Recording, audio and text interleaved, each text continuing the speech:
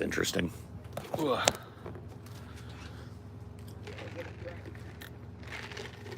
Get you a drink, baby. Get you a drink. Eat. Time to start grinding. Well, I don't need much. There might be enough in there to not even have to fucking grind right now. That'd be nice. Yeah, that looks good.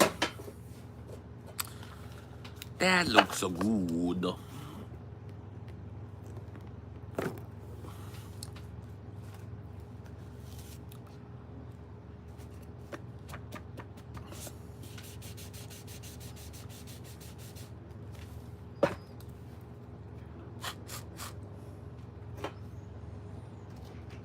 Yo.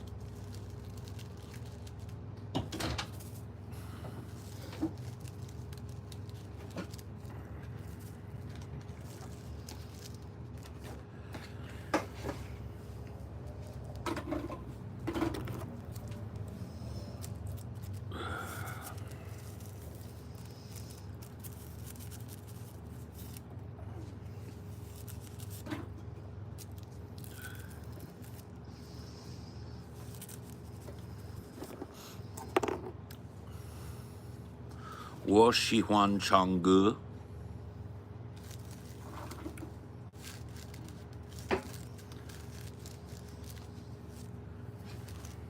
I like that. I like that word, Changgu. It almost sounds like what it is. Sing.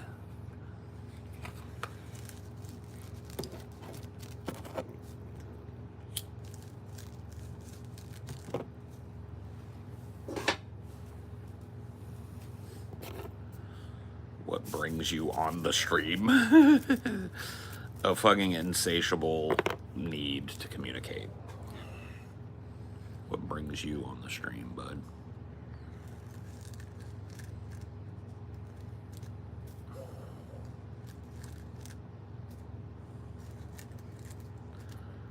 Plus, I like sitting out in the backyard.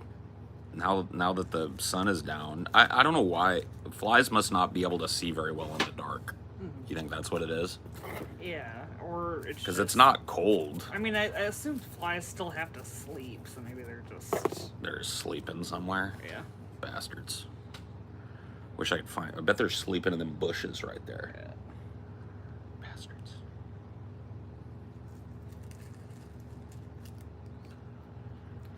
Is it humid out there? Yeah, it is. I can tell it's pretty humid today. Not like brutally or anything. No, but it's there's a tinge. Yeah, I can feel it in the air. I can feel that humidity in the air. Maybe that's a sign that there's going to be a change in fucking weather soon. But I doubt it. It says next week is we're gonna get the 90s instead of the 100s. So nice. Boo-hoo.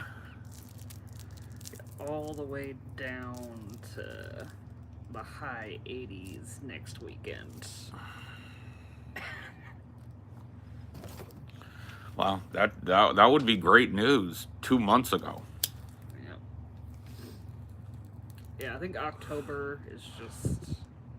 But, I don't know, maybe this fucking crazy heat wave is good news for our trip later this year. Maybe. So there's a hurricane that's projected to hit pretty much the exact same spot. In Florida? It's like, couldn't be worse. Mm-hmm. Couldn't be worse. Well, that one was fucking crazy because it was like devastating way beyond. Well, because it was huge. Yeah. Typically, They hit land and then they just like. Well, they get close to land and they shrink and they down. well, no, they speed up. Yeah. So they get close to land, they shrink and speed up. So they're not.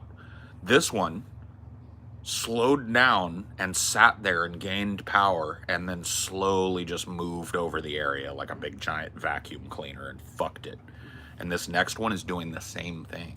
Started right in the I don't know what the Yucatan Peninsula area in the Gulf, and it's moving at 5 miles an hour right through the center of the Gulf, right over all that warm water, and it's moving so slow, it's just going to become a monster, and it's going to fucking slam again. What happened to, what was it? St. Charles, Louisiana? Yeah. Or was it Port Charles? It might be Port Charles. I don't know. I can't remember.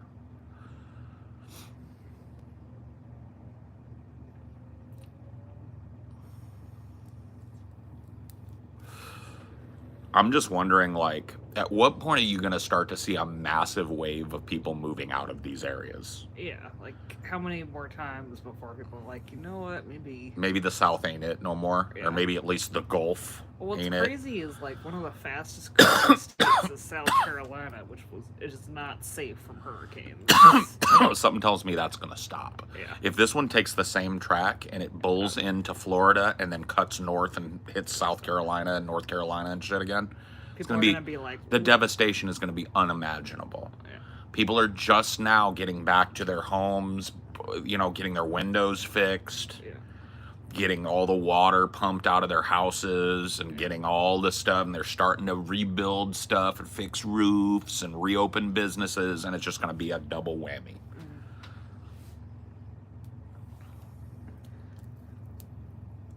I honestly hope it takes a fucking wild swing a different way.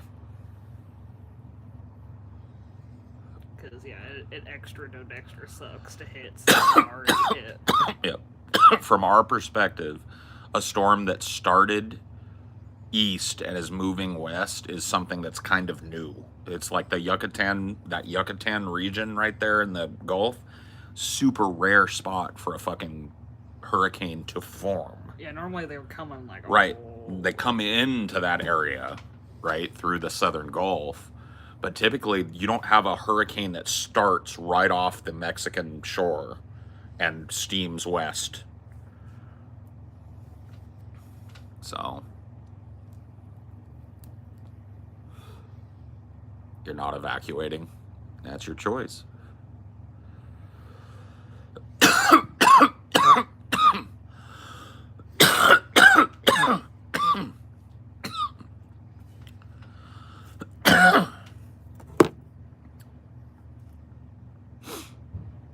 Wild.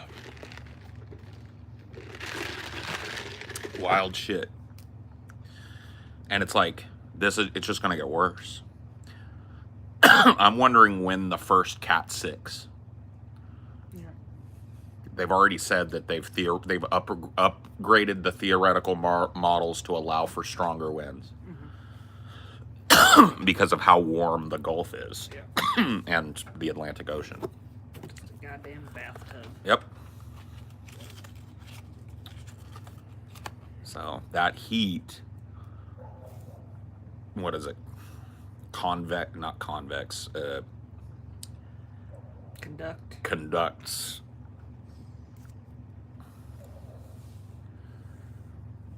Well, fuck, we might even get another hurricane on our side because it's so goddamn hot.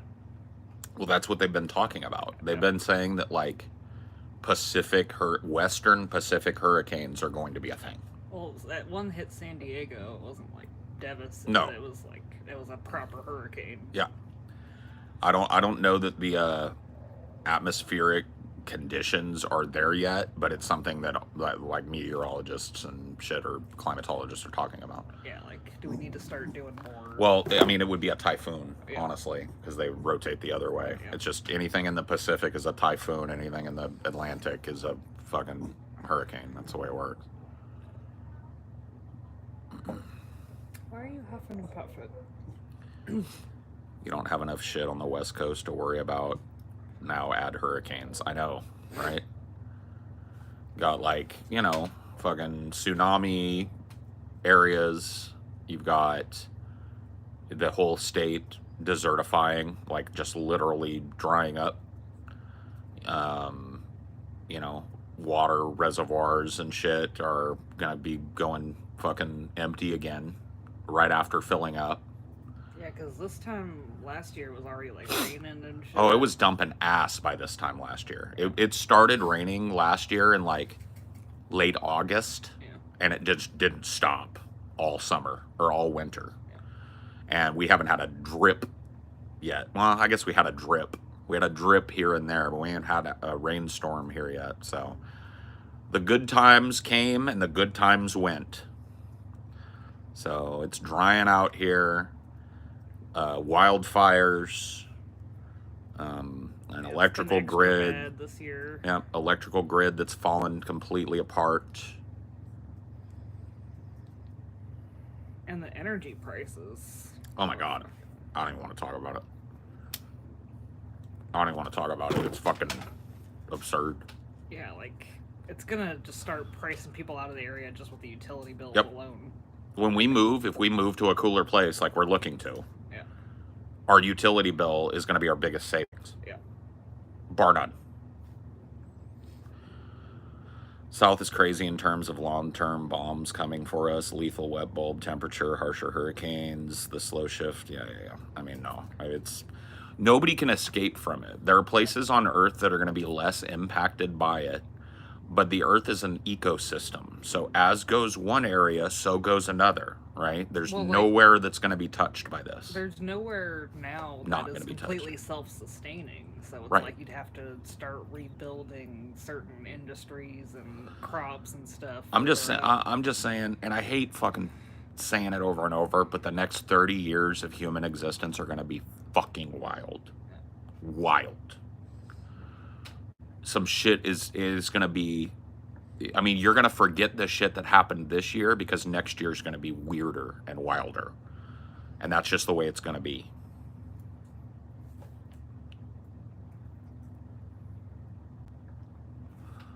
Starting to like your members only idea. I know.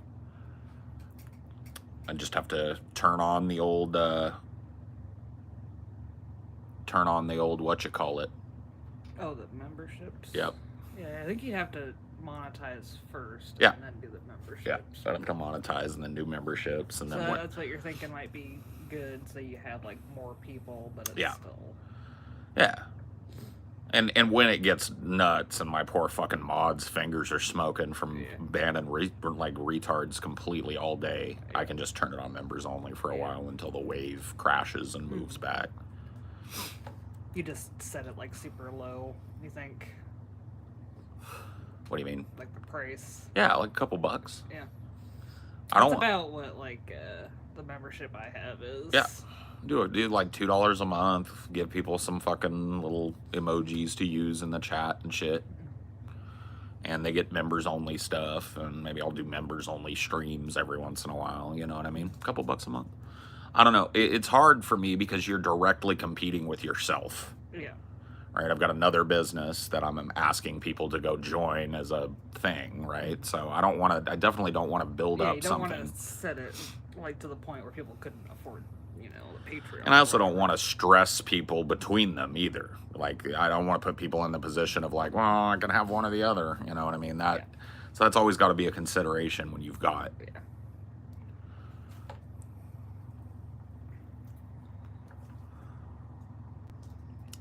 I'd 100% pay for members only streams. Yeah, I mean, I don't doubt people would. I used to have donos on my old channel, and people were super generous. I mean, it was nice. People, would throw But money. at the same time, during that era, you weren't really focusing on donations on DFF. Right. We weren't really even. I mean, we would take them in, but we weren't incentivizing them at all. Yeah. Well, it was like completely demonetized for a while. Yeah, the yeah. DFF channel where you couldn't even get them. That's true.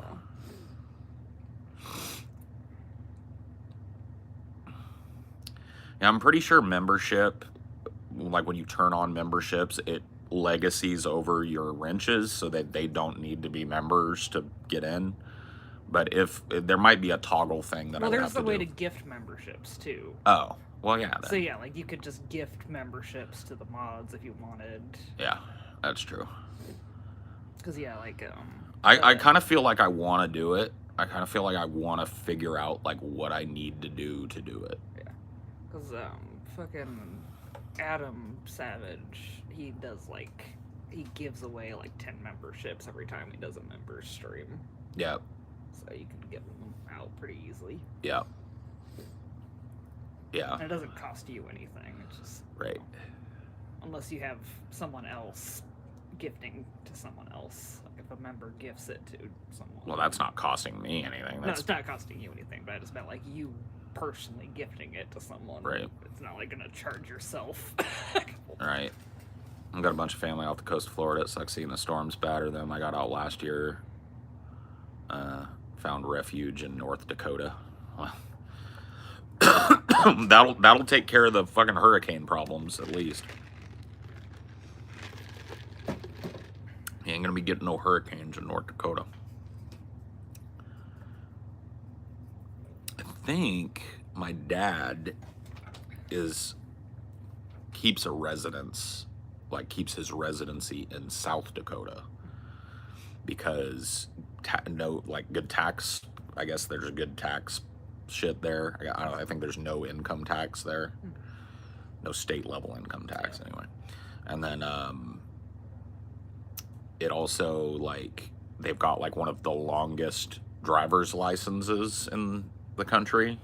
Apparently you just like get it one time basically and that's it. Lasts you for 60 years or some shit, so you know, it's kind of smart.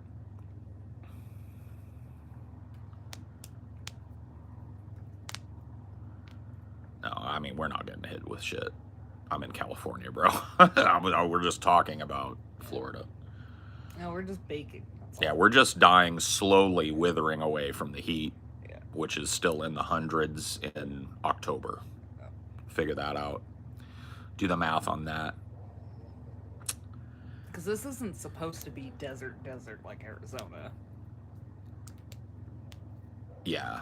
Well, I mean, They call it Mediterranean climate. yeah. But it hasn't been Mediterranean for a while. No. No, this is a desert. Yeah. It's turned into a desert, but it didn't used to be. Nope.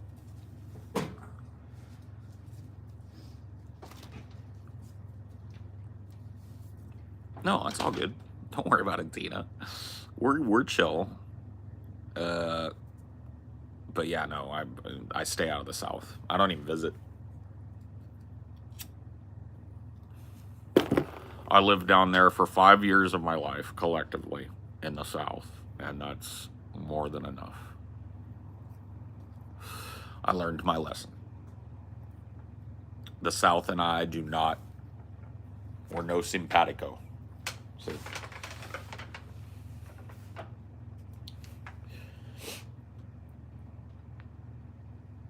oh, man.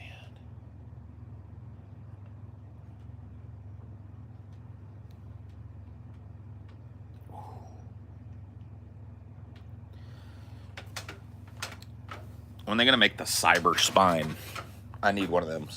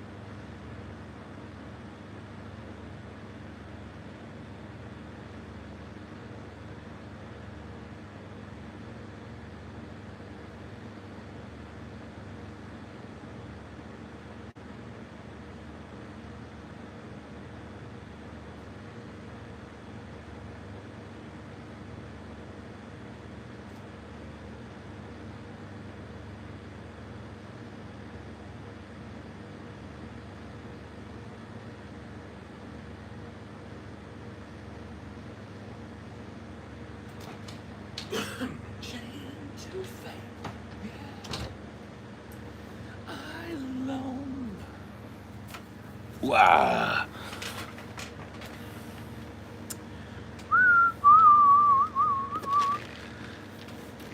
Oh no, we took it back too far.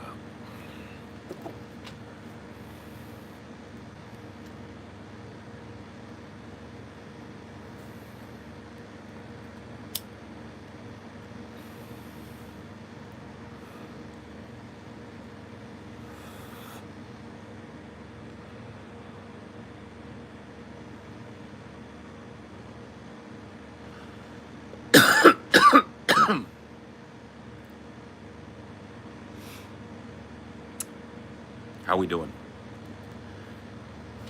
We've been talking doom and gloom this last couple. I feel like maybe no doom and gloom. Been a lot of doom and gloom. It's been the brain drain. It's been, climate change. It's been politics. We've been like hitting the heavy sauce.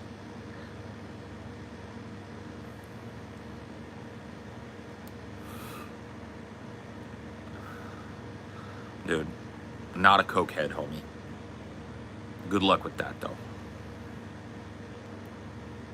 Get rid of KM.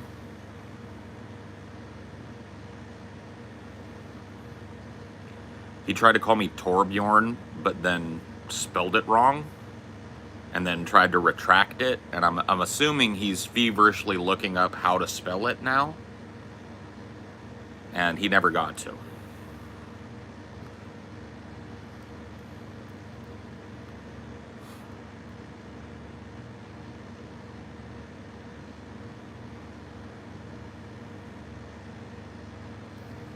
Yeah, dude. Average Overwatch player for sure. MH, how would you know what a Diddy party looks like?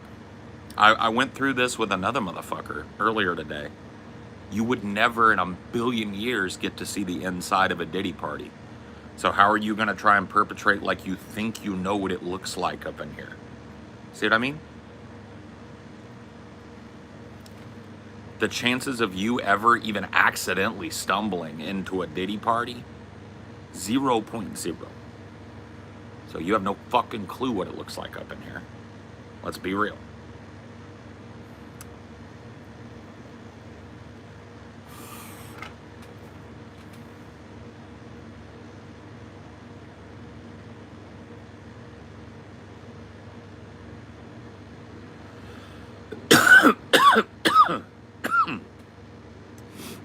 Is this a paranormal content? Yes. I'm a ghost. I know. I don't look like you expected, but I don't know what to tell you. I'm a ghost. What kind of bud am I smoking? Kelly, yes. I don't know what it is in there. I think it's peanut butter breath tonight. Super heavy indica. Chill as fuck. Makes me cough, though.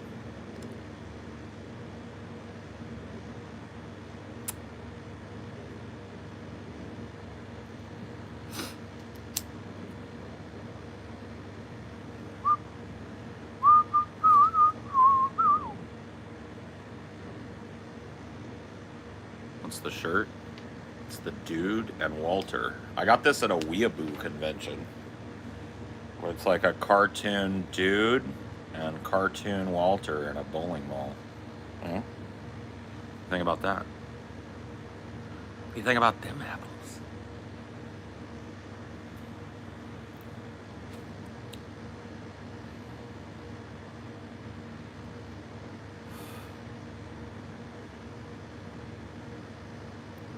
Yeah. There's some cool stuff at Weeaboo cons. I'm just letting you know, man.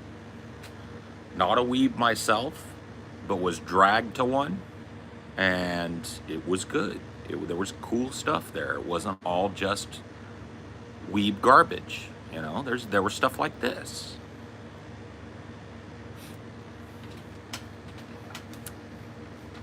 The fuck does this have to do with Vietnam, man? Well, there's a philosophical connection.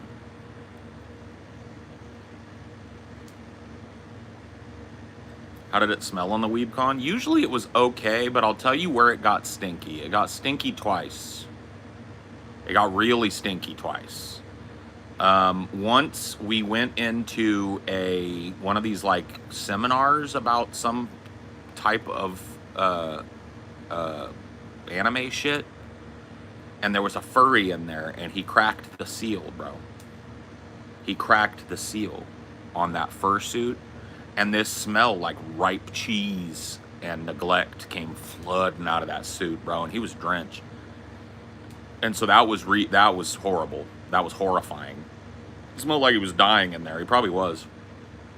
And then these weebs, I'm not even joking with you, these weebs threw a rave. And like, you know, a full on like with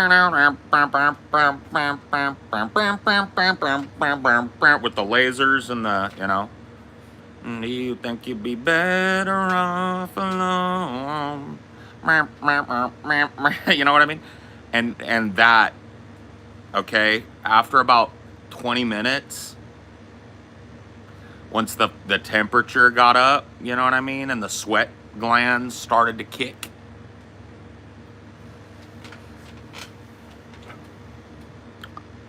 it got pungent. It got pungent in there. Okay, there was a pungence about it.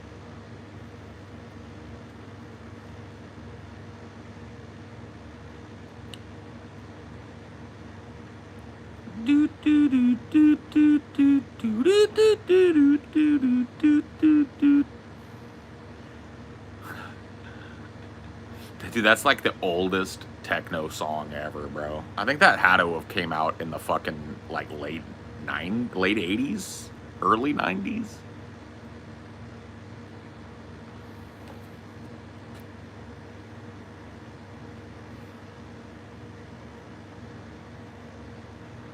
Thinking about 12 Angry Men and how much everybody would have smelled. Yeah, it would have been like, you know, like there are worse smells than just like people's mingling BO, but yeah, it would not have been a pleasant smell in there.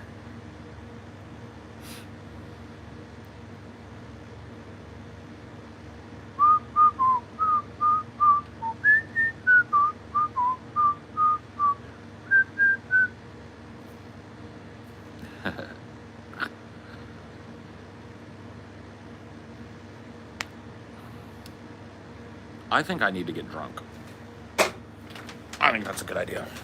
Let's do that.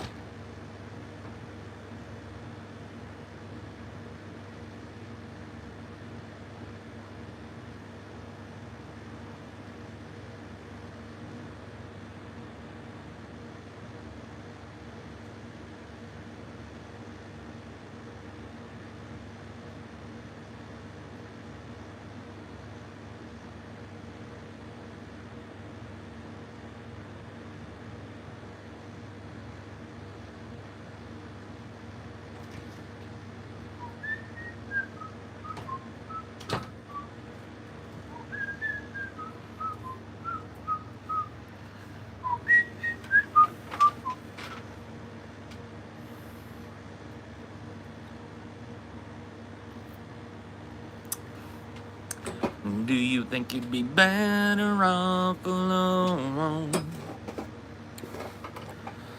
Do you think you'd be better off alone? You're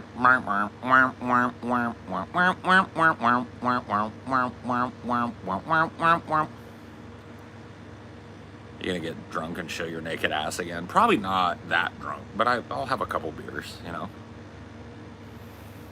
Talk to me, baby, baby, talk to me. Damn, that's a good ass song, yo.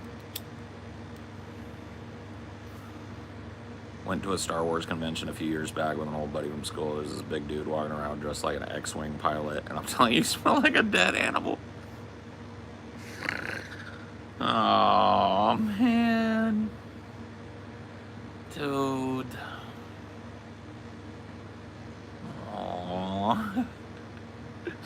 Paul, do you like boobs? Yes. I'm a pan boobist.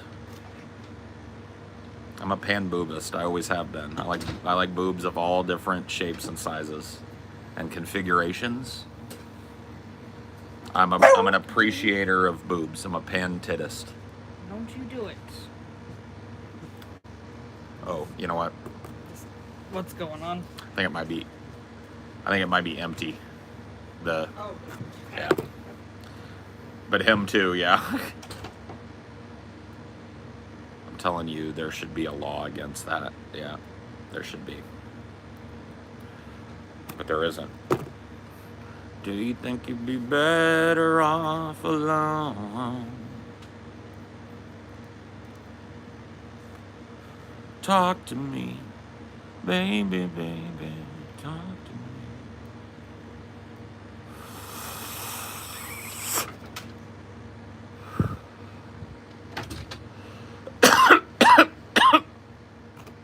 Bro, if your intro to the room is my dog died of cancer, you gotta go. That's not how you say hello. That's not how you introduce yourself, bro. 100% not how you do it. Buddy trying to drag it down, bro, but you cannot drag me down. Nobody gonna break my stride. Nobody gonna slow me down. Oh no, I've got to. There are places you can bring that up at times, but not the second you walk in. Yeah, cancer died of my dog. What do you think of that? Yeah, dude. Straight up, like trying to skip to the end of Marley and Me as your intro. Trying to skip to the end of where the red fern grows as your hello. Let's not. Let's not do it, dude.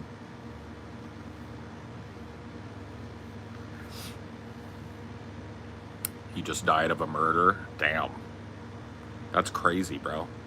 That's wild. Do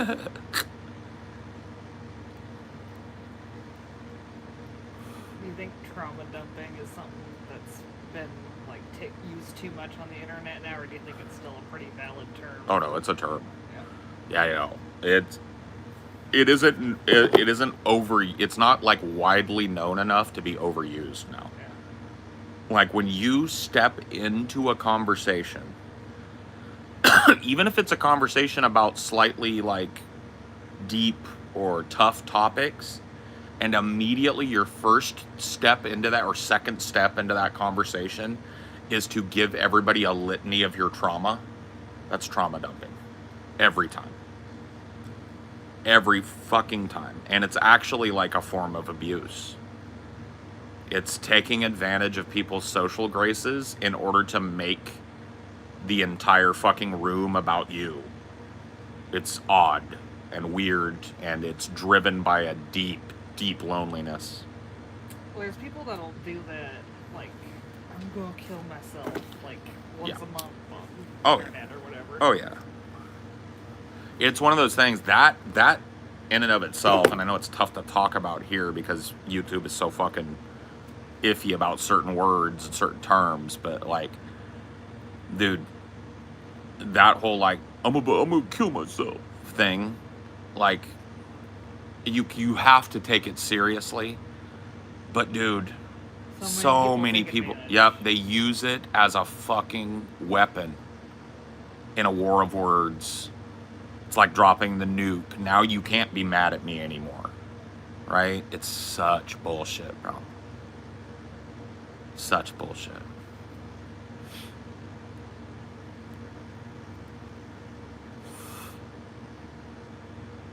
What do you do, bro? You look like you're into some cool shit. I'm a mad scientist. Emphasis on the mad.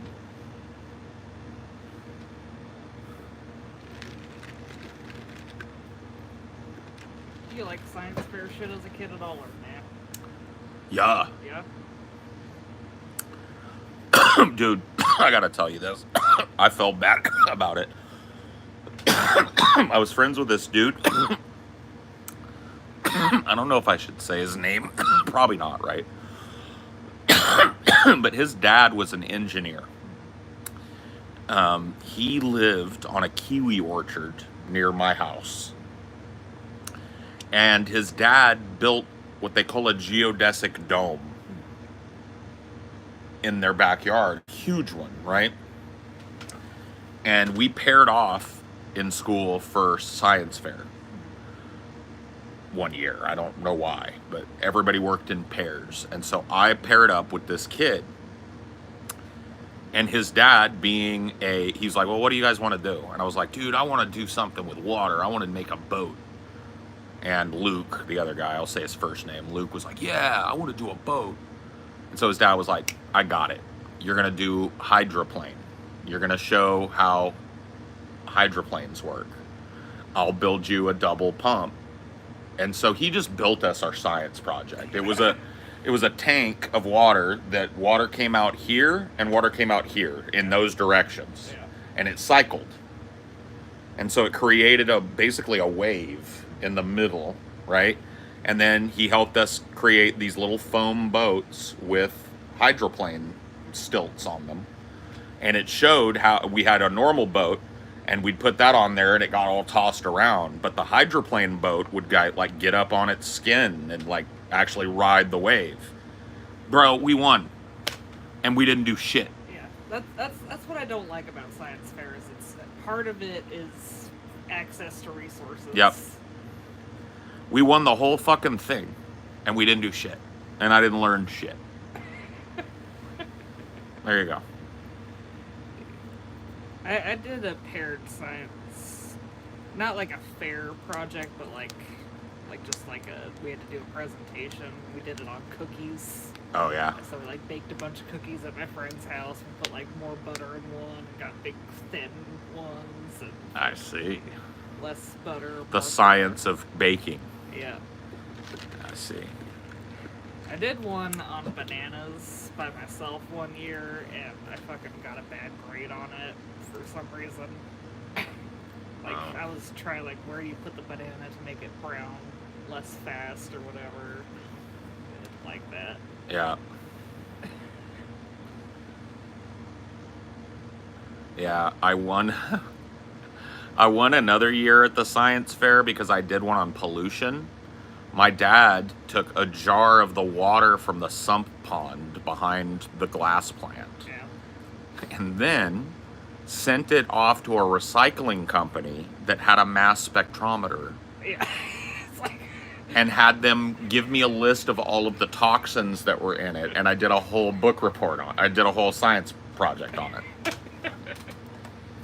that's what I'm saying. Like, it's a battle of resources. It really is. It really is. It's who you know, it's not what you know.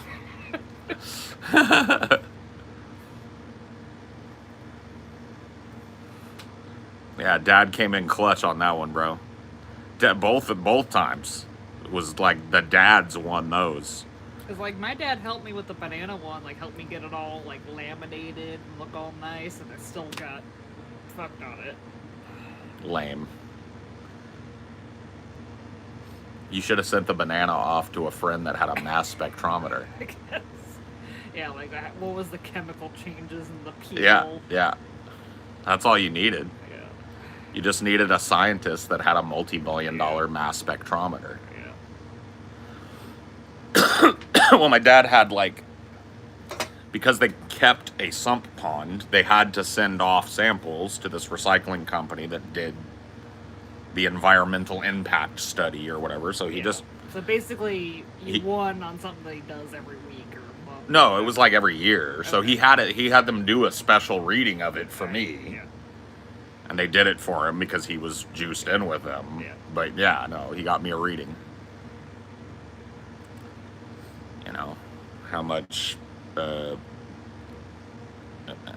what was it? Like how much, how many dangerous chemicals were in it and how much of it per milliliter of water. And then we did like a thing where, we would take a paper towel and skim it across the top of one of the samples and show just like how much oil and shit came off just the top, Whereas the water just looked kind of brown. Yeah. but what was in it was just a ton of garbage, you know. But yeah, I didn't learn shit about that either. Yeah. You know? Couldn't tell me which one of those No, chemicals. I have no fucking clue. Yeah.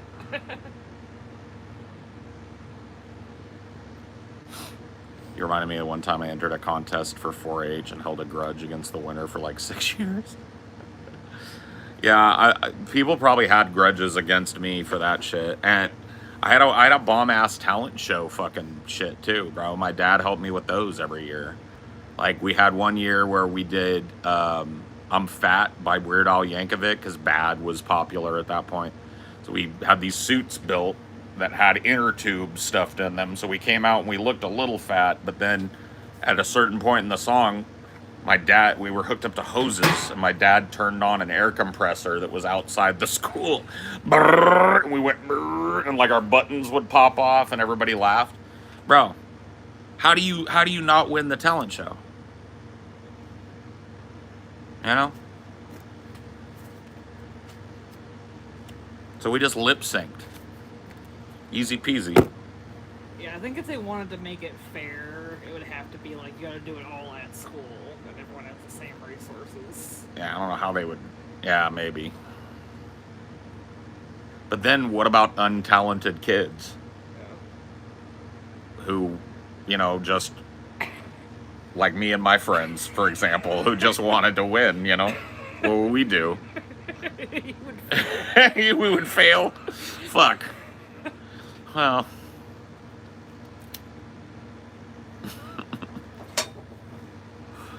I mean, I'm a Raiders fan. Just win, baby, was always my mentality, dude. You know what? The honor of it is Monday morning quarterbacking, all right? The winner goes in the book, and the discussion about how honorable the win was goes in the annals of history, way down deep.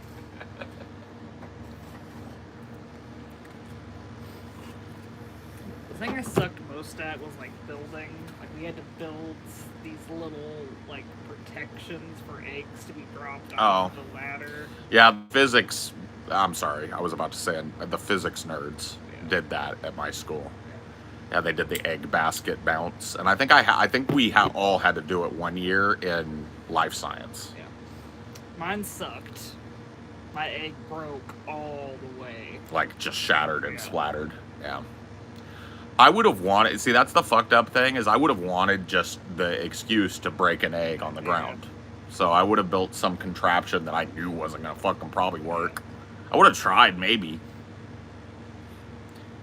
We had to build bridges and like see how much weight could hang off of it. Mine just went. Yours just collapsed immediately. Yeah. I never had to do all that shit because they were doing a weird educational drive then that was reminiscent of like the Norwegian school model, where like when I started high school, I went to a counselor, and every kid went to a counselor before their freshman year, and the counselor interviewed you and gave you your options as to which school you could join. So I joined humanities. So that was English, history, acting, music. Well, that's what I did too. I went to the communications one. Right.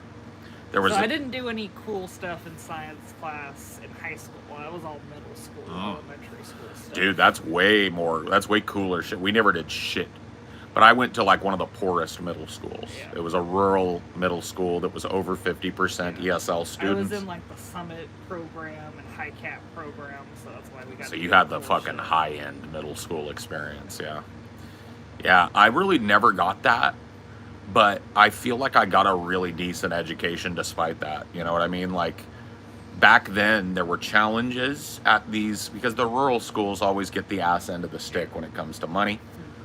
And they need it more than a lot of these other schools do. Yeah. A lot of these schools could stand to make do with the same uniforms they used last year for the marching band, instead of getting all new ones so that the ESL kids could have a few more teachers, but that's not the way it worked. But teachers, it was kept at a baseline where teachers could manage it. But yeah, the school I went to, Howard Elementary, which is still an underfunded rural school in Madera, California. I used to work there after graduating from it. But it's an elementary through middle school, so it's K through 8. which is kind of strange because we're all just mixed in with second and third graders and shit on recess. I mean, they would keep like the little kids on a separate part of the yard.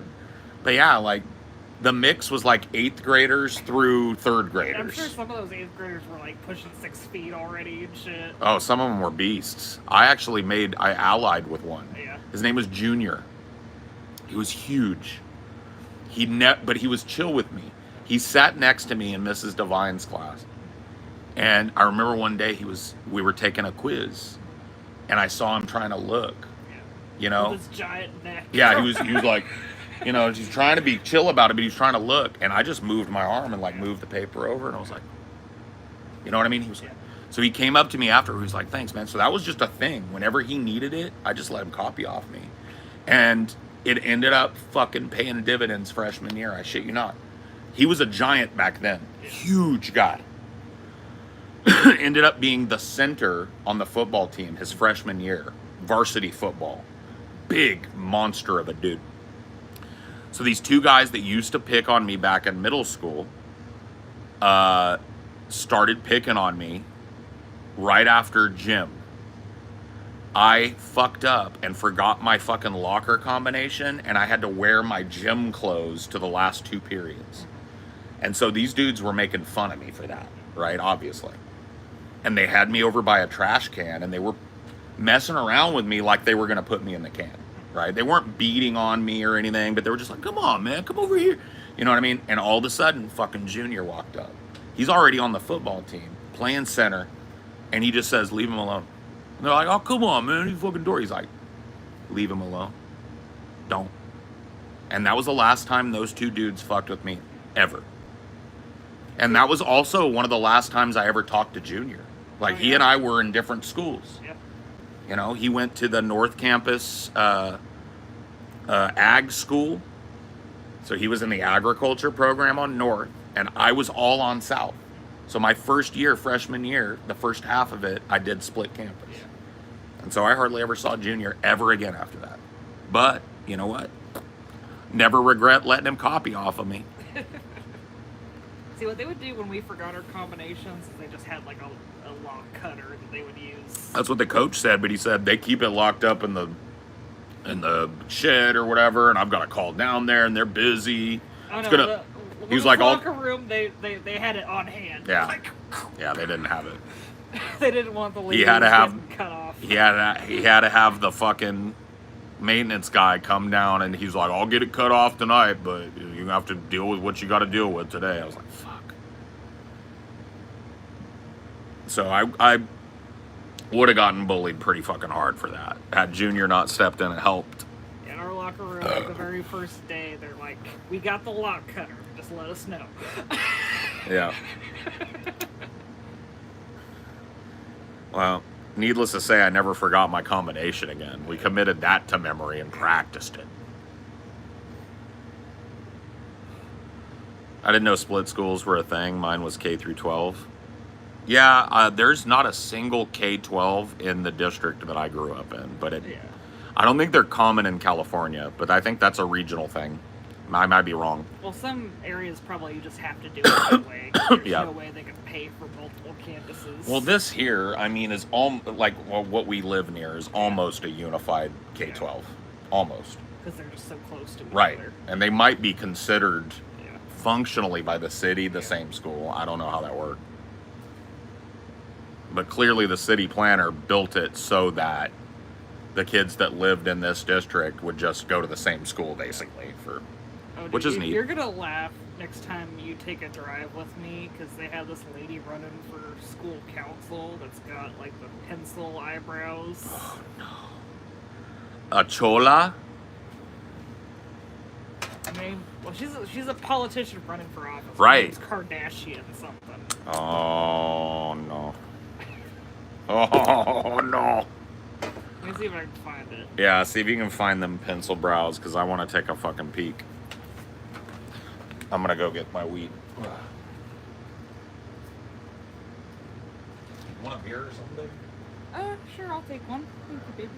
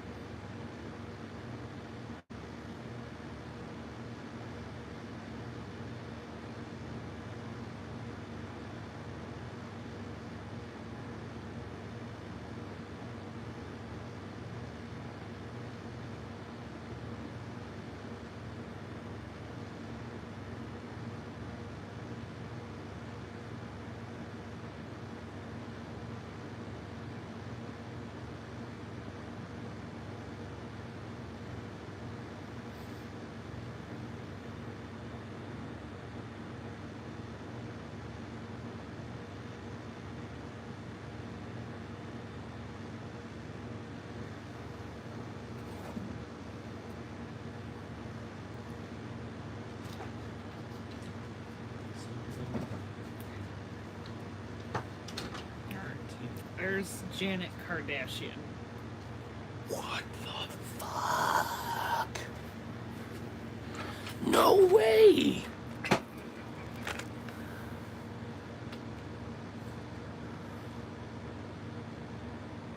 She looks like a zombie from the 50s.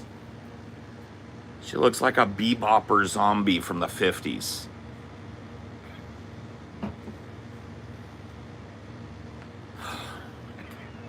And her face is plastered all over town. We're not sending our best. We're not sending our best.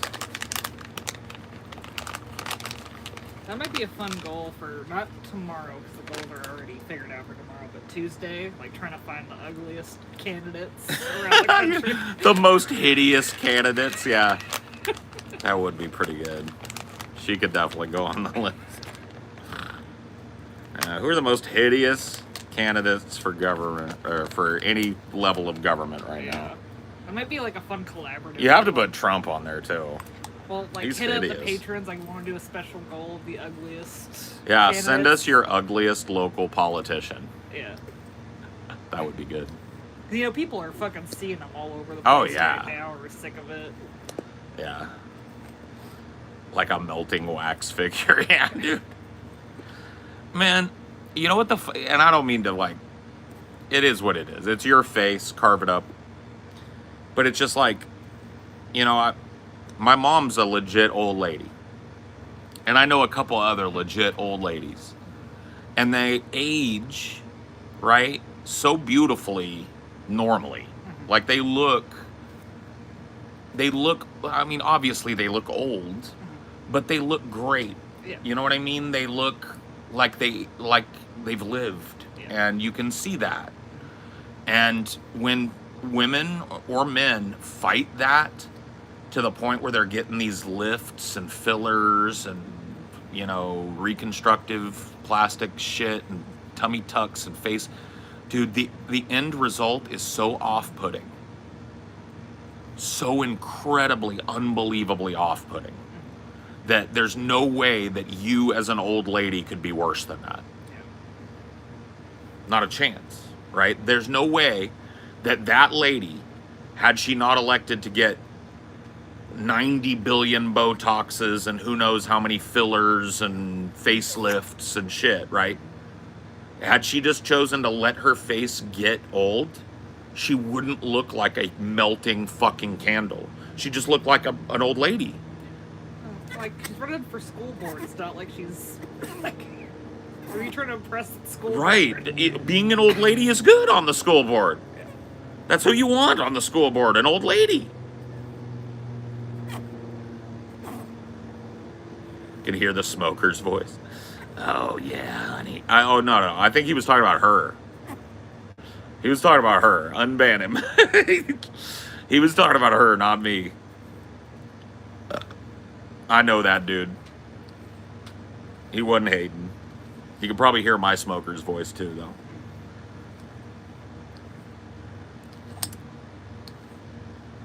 Oh, he's not banned. Oh, okay. You just timed him. All right.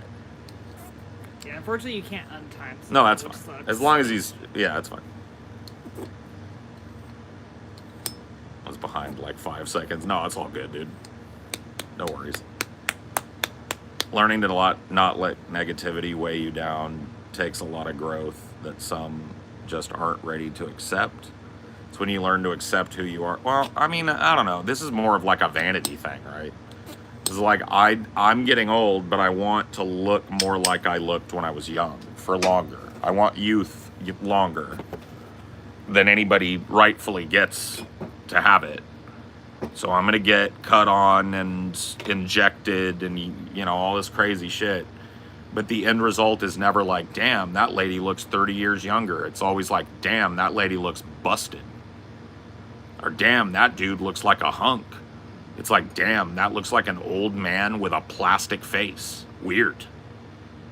You know? Like they can see other old people that have done what they've done. They can't look at that and go like, oh yeah, I want to look like that instead of a normal old person. I tried to find an article, and they're like, putting poor Dwight Eisenhower as one of the ugliest modern politicians. Like, he's just an old man. Yeah. Dude, that's just what I'm saying, though, because everything's gotten so fucking pish-posh. Yeah, Winston Churchill, I mean, he's old just an fat guy. old, fat, cigar-chomping guy. What is he supposed to look like? Man, fuck that shit. That's whack.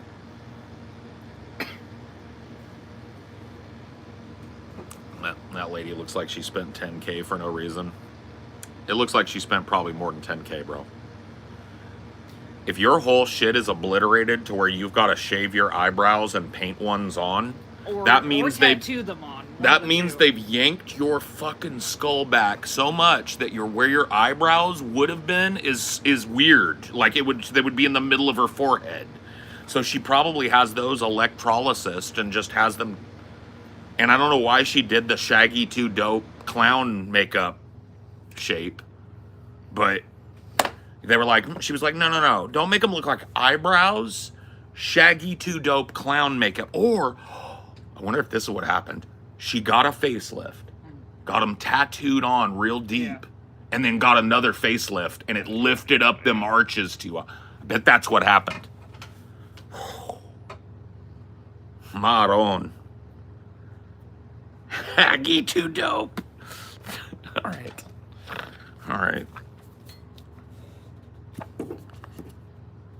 But yeah, I've been driving past her face like every few days. I can't hang, bro. That's why I'm a hermit. I can't. Just turn on the auto drive when she's around, you know? No way you can look at the road with that leering at you from the fucking sidewalk. Big as the moon.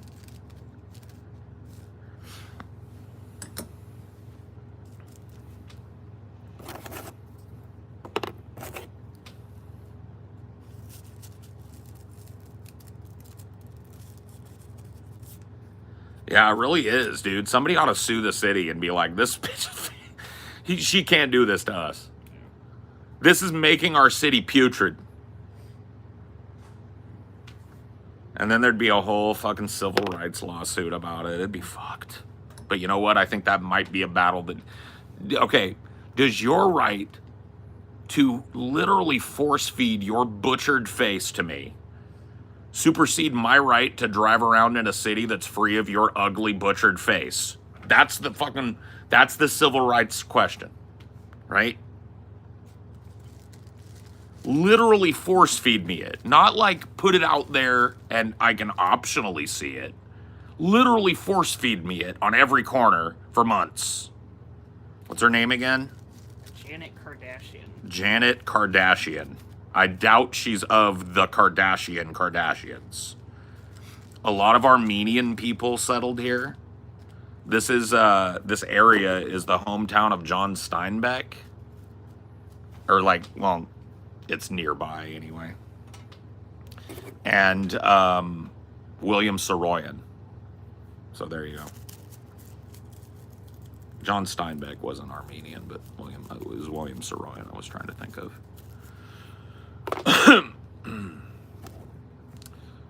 So I'm gonna guess that she's not a royal Kardashian, because she'd probably have access to better fucking plastic surgeons if that were the case, I would imagine. She'd have Kim K's surgeon, you know?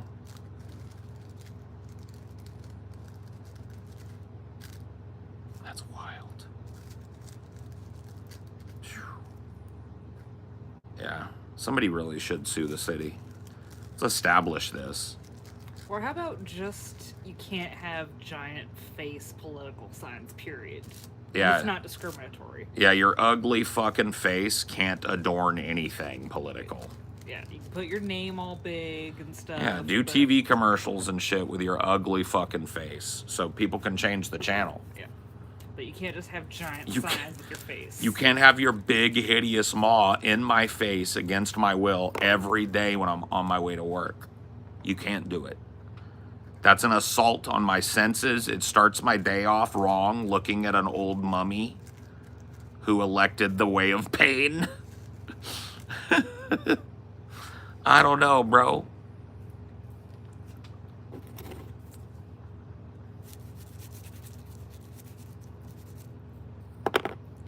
She looks like I drew her from memory. Oh shit, dude. Oh man, fuck. I can't, bro. It's too much. I can't deal with that shit. Maybe she's a nice old lady, you know? Maybe I'd feel bad if I met her, but I don't know. I really don't care. I'd rather not, just not see her, you know, every single second of the day. Starts to get like cult of personality-ish when you let a person repeat their face that much. It's like Stalin-ish. Because it's not like every Trump sign has Trump's face on it. They know. Right.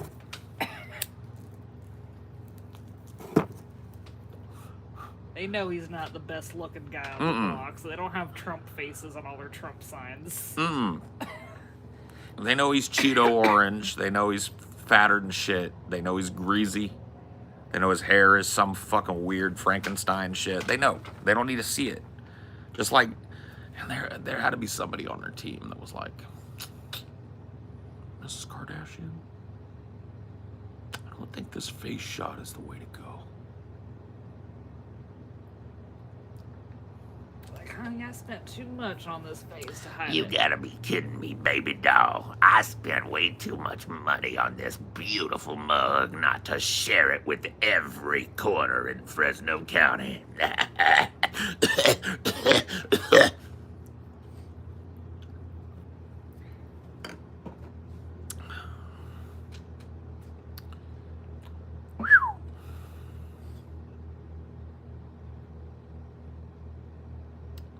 You seen that giant naked Trump statue that's going on tour? Yeah. They set it up at like Burning Man or something, right? I can't remember where it was, but yeah, it's got like an anatomically correct tiny little penis and the whole nine. Yeah, and they're touring it around.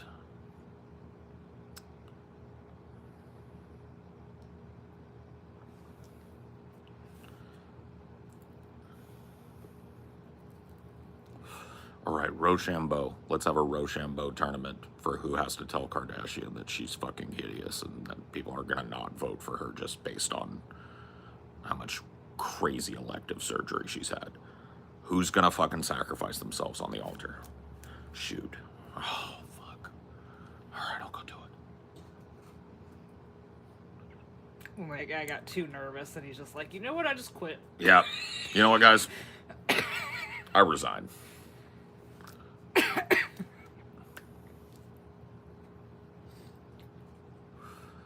Be one thing if she was like the victim of like a tragic burn thing or something, but even then, like, okay, why would you repeat that all over the fucking city, you know? But it's all elective. It's all just like, I'm a weird old lady who's looking for the surgical fountain. It's literally like Escape from LA. The Surgeon General of Beverly Hills, remember him? Yep.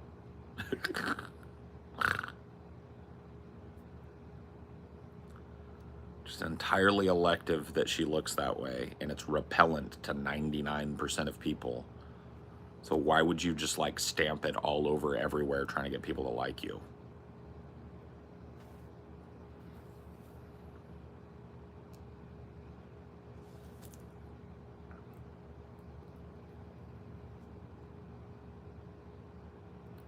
People are just afraid to call people ugly anymore.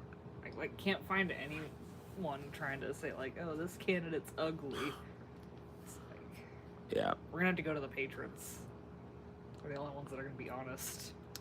Yeah, that's There's true. An ugly motherfucker on a billboard around them. Yeah. It's the best way to do it. And I know it's everywhere too. They're getting uglier as well.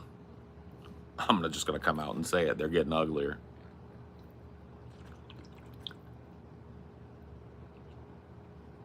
Every year they're uglier.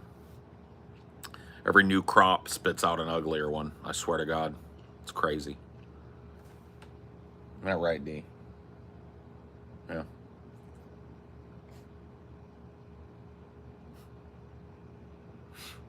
I don't know. Isn't beauty subjective? No. It's objective. It's 100% objective, bro. Because that fits my argument right now. So that's what I'm gonna say.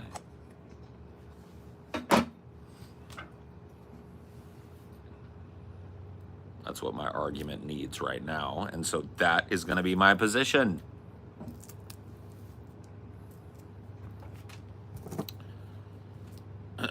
Paul, you must subjugate TJ and Scotty to Janet tomorrow. What? Janet? Janet Kardashian, the politician I just showed you. Oh, you must. Yeah. Oh, God, no. We're thinking about making it a goal for Tuesday, not tomorrow. Yeah. Yeah. Excuse me. Yeah.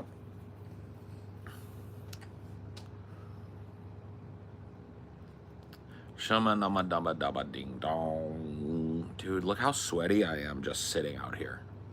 In the middle of October. Fuck. I hate this shit.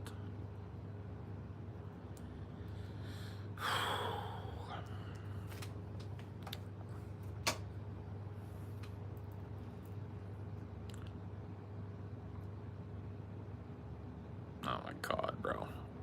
2 strikes, he's out. Nice and cool here in Massachusetts. Nice and cool here in Massachusetts.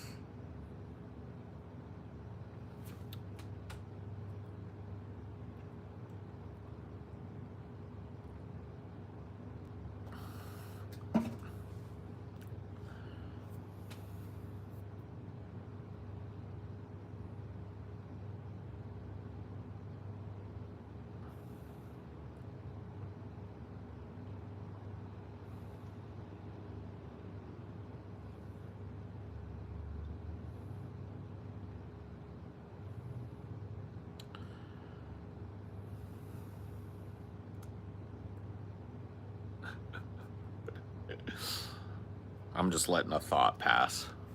Alright. You know what? I think it's justified because she has this tagline on her website: educating students to be taxpayers, not tax users. Okay, she's a hideous old bat to Yeah, boot. she deserves it. So the nice old lady hypothesis, just to be taxpayers, not tax users. The fuck does that even mean? Everybody uses tax money. And if nobody's using tax money, then why is anybody paying taxes? What the fuck?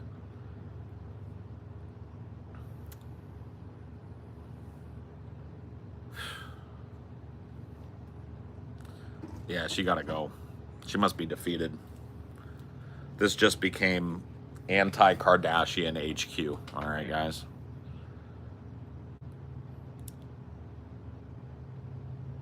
Would it be politically valid to vandalize the signs? I don't think so. That's considered to be vandalism, even if I'm doing it for a political reason. I'm pretty sure it is.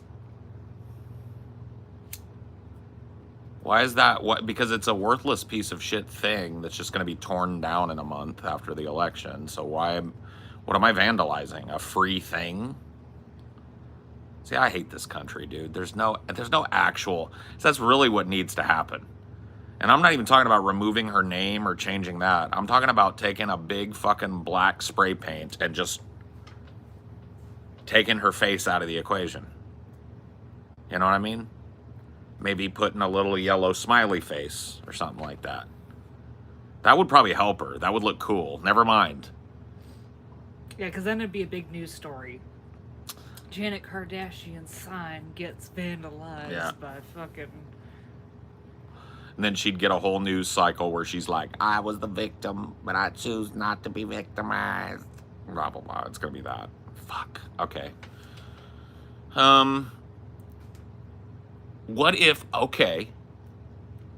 I get my name legally changed to bullshit Stink-Astian, right? And I just put up a sign right next to hers, and I do my makeup like hers, right? And I run for school board. No, it's too late. Yeah, that's true. Damn it. There's no winning. I can't beat her. The Empire is too strong.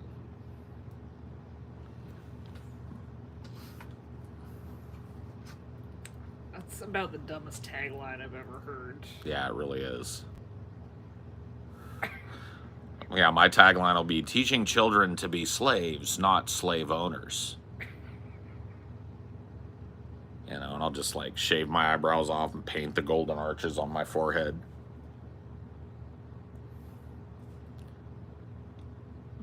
Change your name to Dick Lickerson.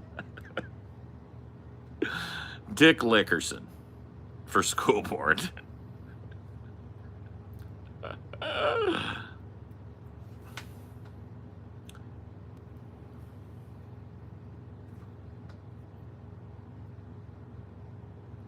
Yeah, she wants to bring more cops into schools to accomplish that goal, by the way.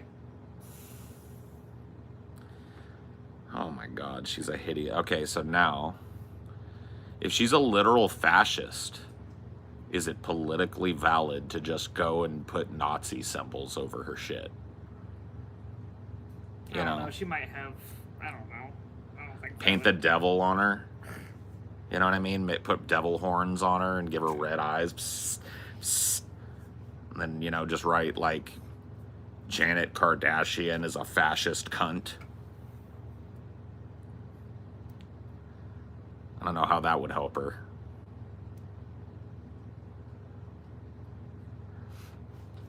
What will more cops help with? A more authoritarian fucking state. Where people are further under the thumb of an authoritarian regime. And we start them young. We get them used to being surrounded like fucking corpse flies by a million different police units. So that they get the drift early on that rising up against rich old fucks like Janet Kardashian is really the only way forward. Yeah. Keep the goons with the tire irons close to your children so your children learn to fear them early. So that a fearful child becomes a fearful adult, and that fearful adult just meekly cowers as the world ends. They're hoping to scalp another 20, 30 years of relative calm out of us so they can scalp a few more $100 billion out of us. And then every last one of these motherfuckers that's got over a certain amount of money has got a plan, a bug out plan. Soon as shit gets wild, they're gone. Private jets chartered out of the fucking country, private islands. Your ass ain't never gonna see them again. And they're gonna let you eat each other. And in the meantime, they're gonna terrorize your children with cops at school. Keep those fucking big meathead thugs surrounding kids. What are you doing? Get them used to being kowtowed. Get them used to being shoved in the mud. Yeah. Yeah. Get them young.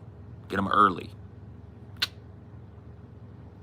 Like, were you freaked out the first time you saw a cop at a school?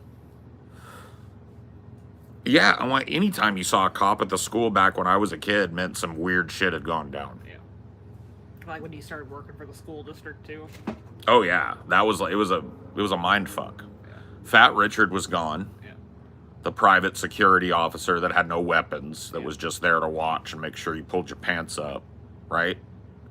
He was gone, and now there's just a couple flatfoots all over campus, eyeing every child with suspicion, armed. It's like,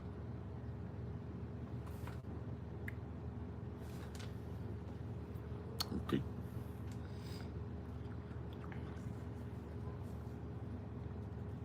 Did you ever interact with cops at your district? I helped a couple of times when they would do presentations at the school. I would meet with them an hour before the presentation to make sure that the projector was hooked up for them and that everything they needed was working. Yeah, so I helped everybody at the school for that, though. Like anybody that was going to give a presentation that needed the projector, I was there to make sure it worked for them before it happened. Part of the job. Part of the job. Dude, the worst person I had to help was a dude that bullied me in high school who was running for mayor. Yeah, I had to help him one time, and I was like, you steps. D, quiet. I am sick of your shit, Dinor. You set off the whole fucking neighborhood with that. There's like some little yapper 3 houses away that's blew up because of you, D. And he has the gall To be the pitiful. to be little- pathetic. Yeah.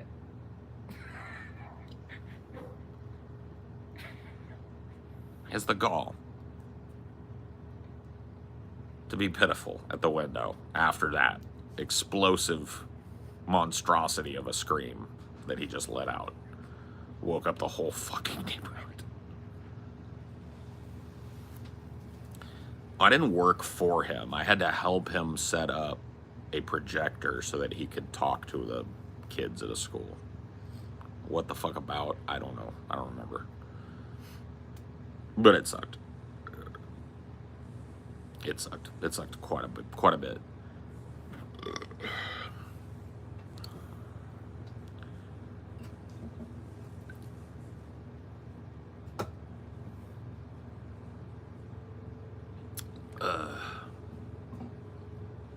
I guess technically I did work for him. I mean, he was the mayor who technically has authority over the other instruments of government to a limited extent. The buck stops with him. So he definitely had influence over who would have been my direct boss's boss, the superintendent. My boss was, an executive at the district level, and then he reported directly to the superintendent, and he would have been over the superintendent reported to the mayor. So yeah. How did he bully you? He wasn't the worst bully in the world. Like, he wasn't like a physically, I really didn't take physical shit. Once like I got big, like tall, the physical bullying was never a problem. And it really wasn't a problem even before I had my growth spurt. There were only a couple of times where I really got shoved around or whatever. But he was just more like, he was one of those, like, he acted like a mean girl, honestly. Like, I'd hear them giggling in class, and then I'd look over and him and his friends would all be looking at me. You know what I mean? That type of shit. He would say shit in Spanish to me that I didn't understand. Before I started taking Spanish. I started Spanish my junior year and senior year I did Spanish.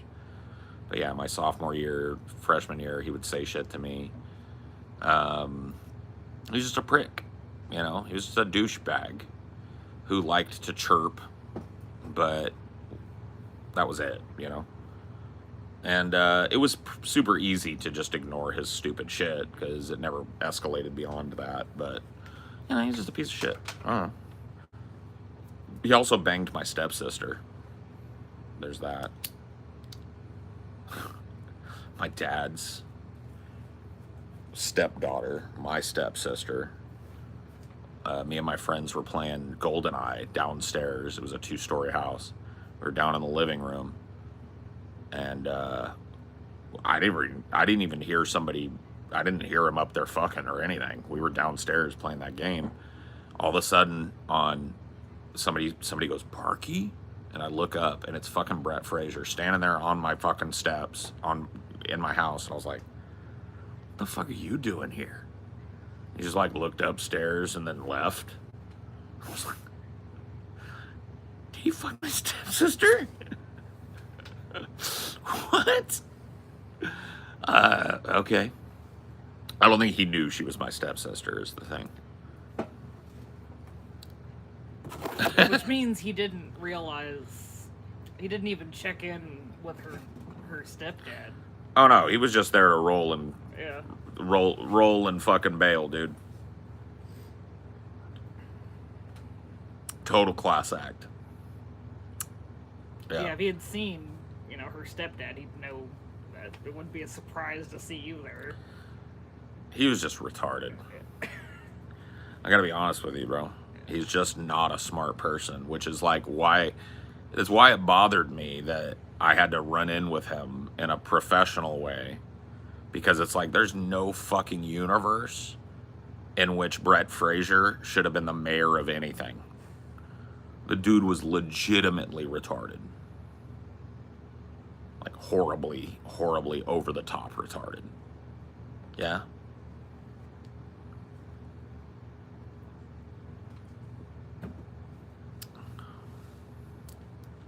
Sub Gump. Yeah, he's a rich kid. His dad owns Papa Murphy's Pizza. Not a franchise, the corporation.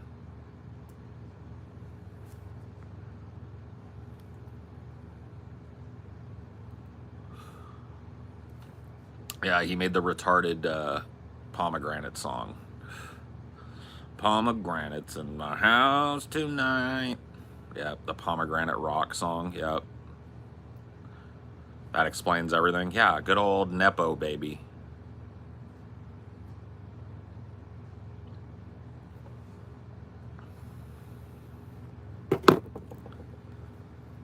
Papa Murphy's low tier pie. The fucked up thing is you love Papa Murphy's. I do. I pay him every goddamn fucking couple weeks. I pay him. Still, I'll never escape him because his pizza is so sweet. No, he's just a piece of shit. It's a Nepo baby situation. You know, he had a whole, like, you know, and I feel bad for the dude. He had a whole divorce thing that happened to him in the midst of him. Because, like, what happened is the mayor of Madera passed away, I think, while in office. And so they had to do a special election, and there needed to be an interim mayor. So there was a special referendum to elect an interim mayor, and he won that. But it was just to finish out the original mayor's term, and then a new mayor would be elected at the normal time in the cycle, so it wouldn't disrupt the next mayor's term. So he was interim mayor for like 2 years, for whatever fucking reason. I can't remember why. He might not have died. He might have just stepped down or something. Might have been corruption or some shit. But, yeah, Brett stepped in, and he was interim mayor, and he ran a whole mayoral campaign and won a term as actual mayor. And, you know, like, that's 100% Nepo shit. 100% just dad poured way more money into this small town election than anybody else could match. And there was that, you know. No, I feel bad. You know what, dude? I feel bad for anybody that goes through that, bro. Having a marriage, having lost a marriage, and I didn't even have kids. He had kids. Having had a marriage that go through the cycle of you know, and die out, right? Having had that happen, I don't wish that on my worst enemy, bro. Even this kid who was an asshole to me every second of his life. You know, that's a shitty thing for anybody to go through, dude.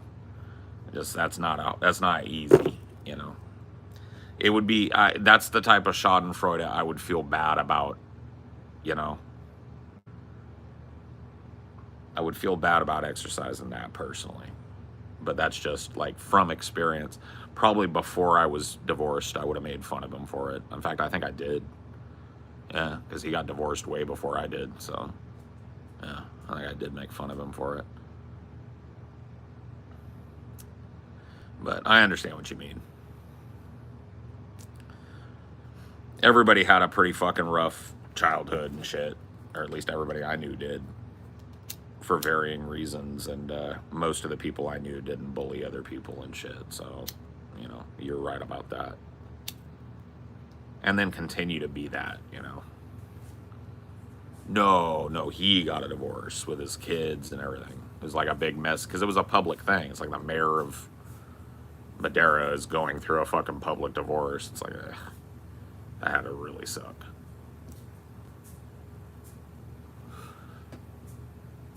Hated people who would grope up and do mean girl shit. I was never a fighter, but I called one of the little 5'2" pricks during class.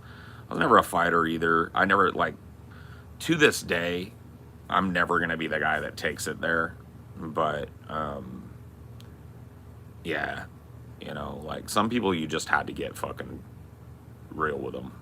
You know what I mean? Like, it just had to go that way back then.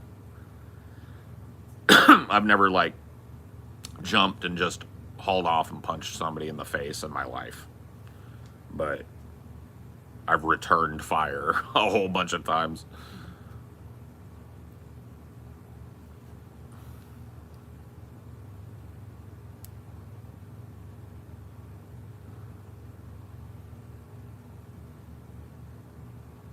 Get him out. I don't know if you're drunk or what, but you gotta go. Give him a nice long timeout. I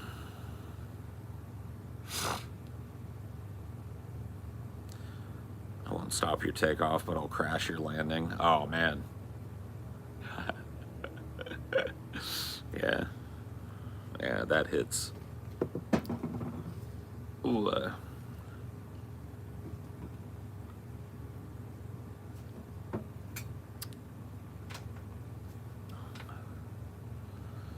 I don't know, man. That's one of those things that, like, I don't know. I never found a way to, like, properly contextualize relationship pain. I've been through a lot of that. Just a lot of, like, long relationships that ended in flames. And, you know, the common denominator is me. And learning what I contributed to that has been a thing. But, like, a lot of it is just, you know, I hate to make excuses here or there for this or that. But, like, a lot of it is just people not liking who I was. Or the type of person I am. Or my proclivities or whatever. And could I change those things? Yes. Maybe I could. But have I? No. And will I? Probably not. You know? There's a certain point where you just kind of accept who and what you are and how you are. And that was a commonality with all of my failed relationships. Here or there, I guess. Maybe not like the main issue, but the one commonality I can find is like every last one of them wanted me to not be how I was in some way. And not just in a like, I want you to be mentally better, but like more like I want you to have a different job.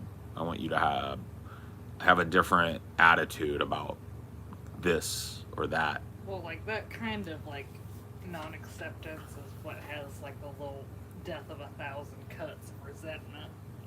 That, whoa. Oh no, never mind. That's just a leaf. Yeah. I thought that was like a big ass dead spider there in the middle.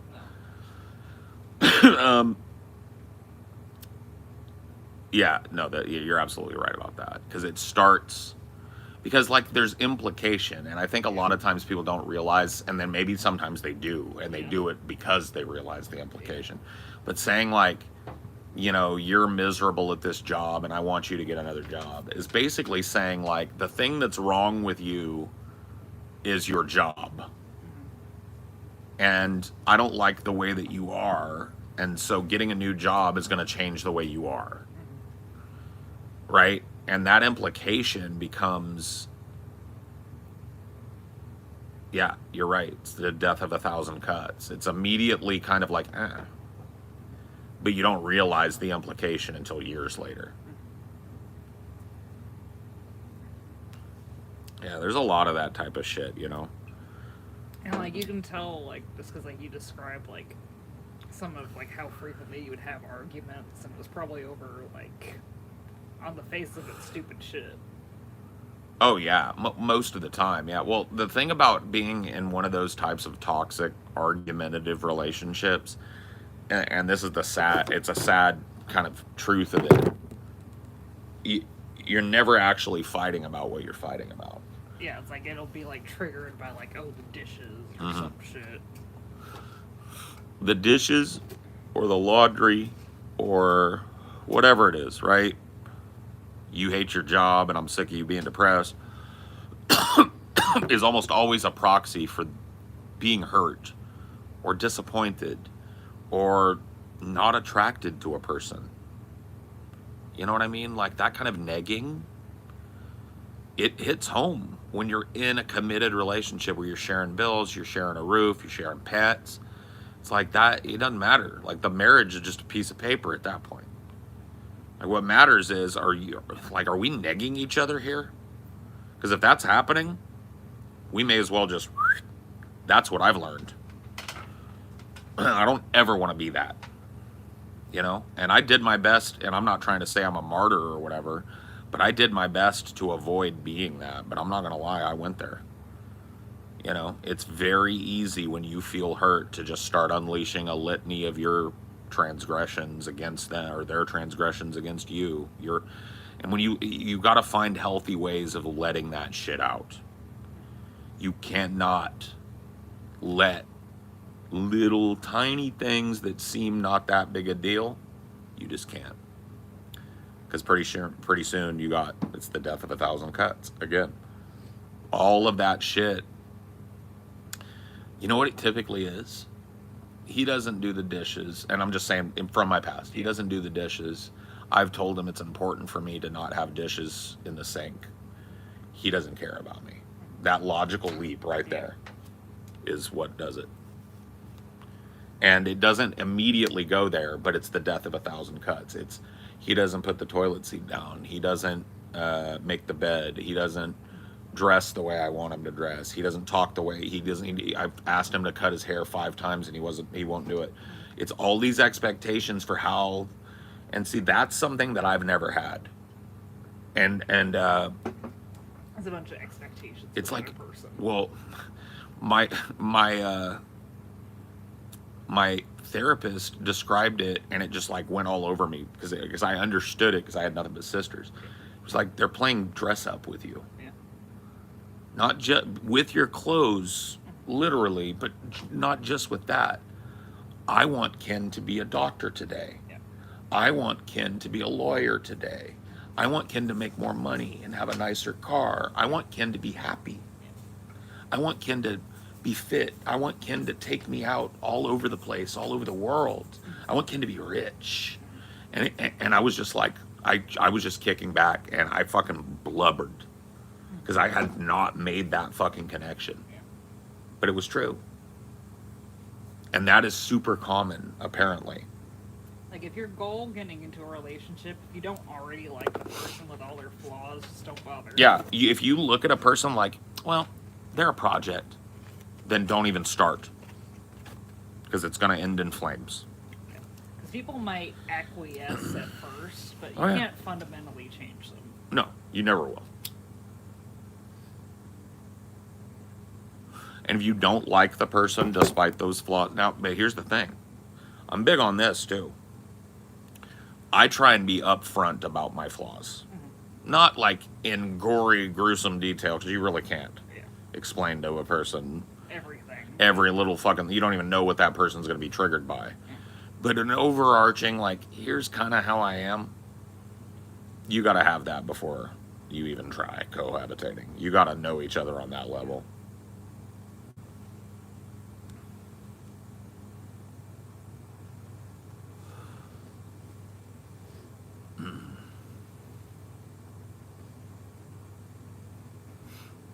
But yeah, I think we found our success now by just saying, like, that little shit doesn't fucking matter. well, but it really doesn't to us, Yeah. right? It's like radical acceptance. Yeah. This is who you are. I understand that may change, and you understand that who I am may change in small ways and large ways. Who knows? But the point is you love me, and I love you. I don't love this idea of you I have in my mind that I hope I wake up tomorrow and you are that you. I love you, whatever your perceived flaws may be, right? And the same goes this way. And so, starting from that and being committed to that has put us at a place where we're not at odds with one another. Yeah, we have very few arguments. But we're also similar Yeah.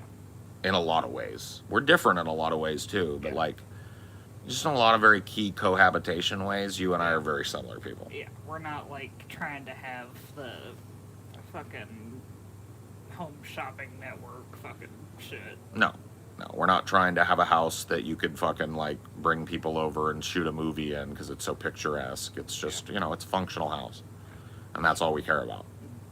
And we're on the same wavelength in that way, I feel like, and that really works out well. Yeah, and our little, like, quirks, we kind of deal with by like separating ourselves. I mean, we each have our own bathroom, so we don't have to deal with any quirks.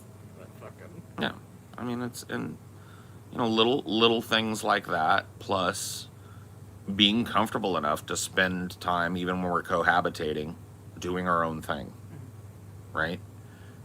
That is essential, I think. Because I've been smothered out of relationships before, bro. I've had relationships where it was just like the level of affection and constant attention needed from me by my partner. I knew way before the relationship ended that I was not capable. I'm a pretty affectionate person. I really am, but I cannot. I can't do it. It feels fake. The 24/7 romance shit. I'm sorry, dude. I just can't do it. And there are people that need that. There are people that are like living for that. I'm not saying that a little bit is nice, a little spice is nice, but like that fucking pretense all the time is just like, I don't know. But once again, as I learned, that comes from a very male idea of a relationship. I remember one time my therapist called me out because he said, "What do you bring to the relationship?" And I said, "I work. Bring home money. I work super fucking hard to contain everything that I want to do within just making money for this household. That's what I give." I have no mention of like emotional support. Right. It just didn't even come to mind. And it was a learning process to get behind that and figure out what's underneath it.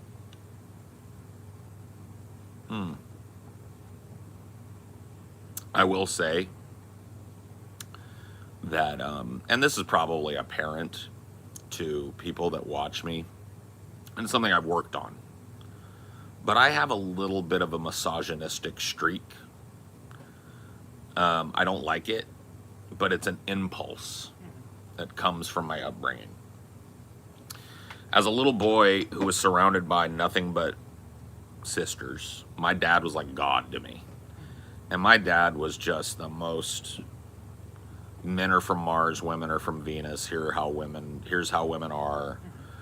They're the weaker sex, they're the dumber sex, and here's what your job is as a man if you're gonna take a woman into your fucking household. Here's what, you know what I mean? Like, he was just very like traditionalist 50s macho. And I was raised that way. And I'm telling you, my impulses have not with you. I don't want you to think I'm thinking. It's just like how quickly I'll call a woman a bitch. Yeah. It just trips right off my tongue. Well, it doesn't help that you have TJ. No, I know, but I mean, I'm not even going to put it off on him, though. Yeah. It's like he's worse, but I'm, it's easy for me. I'm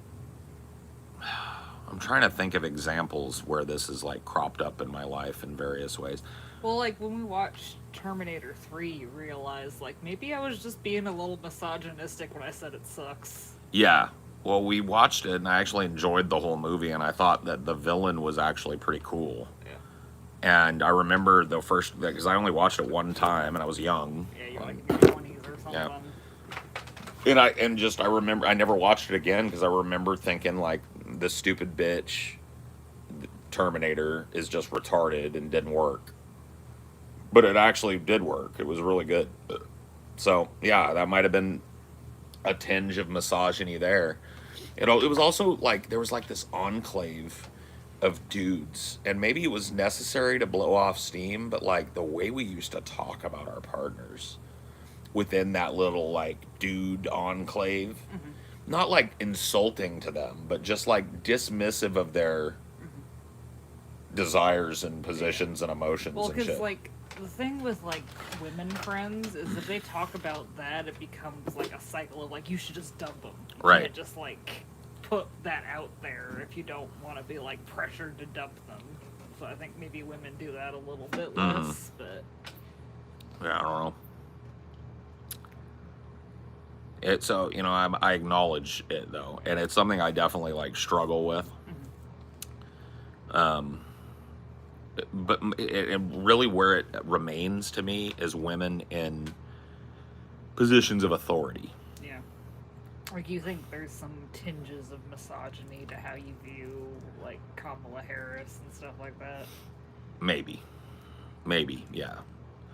I don't think that my criticisms of Kamala Harris come from a cognitive or like a cognizant misogynistic place, but to deny that that you know I Or, have like, your aversion to, like, how she laughs and stuff would probably be, like, the most direct example, maybe.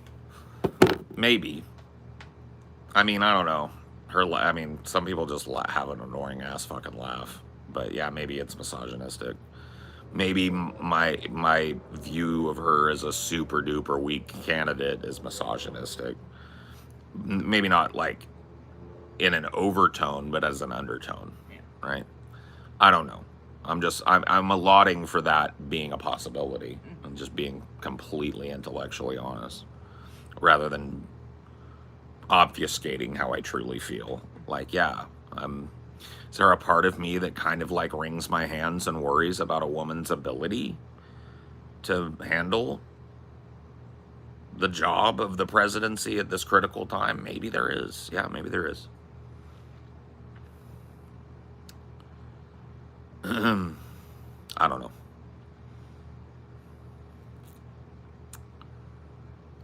A lot of that is just rooted in a lot of presumption from my upbringing.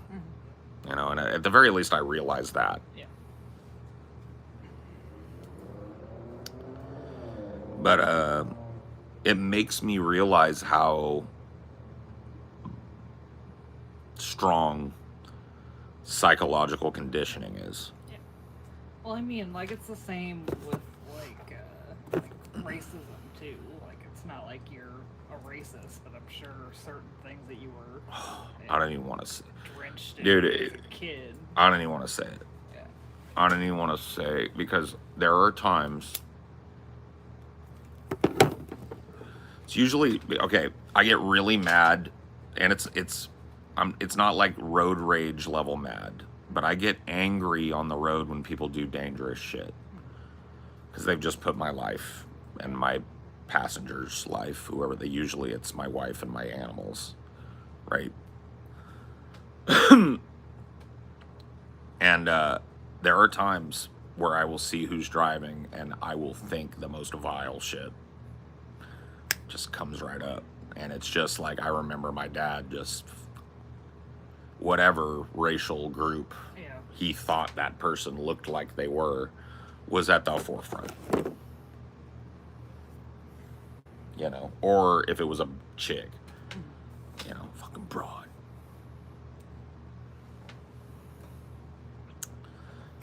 You know, so that definitely like I never ever, I allow that impulse to happen and pass. I never voice it. You recognize that thought as influence. I was raised that way. I was raised in a place where that wasn't frowned upon, especially in a private moment where you're in your car to just exclaim that out was like an everyday thing. But you've never voiced it in front of me. I never would. Yeah. I ditched that shit in high school, way before high school, because I had way too many non-white friends that would have fucking fled for the hills if I kept talking like my hillbilly ass parents. And the sad thing is, I had to talk because they really didn't start. I really didn't start having like wider multicultural friends until like middle school. And I remember having to talk to my mom. By that time, my parents were divorced, and I wasn't living with my dad. And when I was, none of my friends were coming over there. Not until later. Right. And so I went and talked to my mom, and I was like, look, Mom, you know, I'm going to have my friend Josh over. Oh, that's cool. I'd like to meet him. Blah, blah. I'm like, oh, you got to chill on the wetback. You got to chill on the this. Josh is Mexican. His family is first-generation immigrants. Oh, PJ, you know where I work. There's lots of them out there, and I don't use it. I was like, that's them. You got to stop. You just can't. I don't want that. I'm not gonna bring them over here if you're gonna do that She shit. told me that story about like her asking like your black friend like, why did they all wear them shoes? Yeah. My mom met my black friend, my black best friend for the first time. Bring him home, introduce him. She gives him a big old hug, and then she goes, after a couple minutes of getting to know each other type of conversation, she starts in and she just goes like, "Why? Can I ask you a question? Why do y'all wear them shoes?" And he looked down, he's just wearing like Nikes, high tops. And he's like, black folks, why do y'all wear them shoes?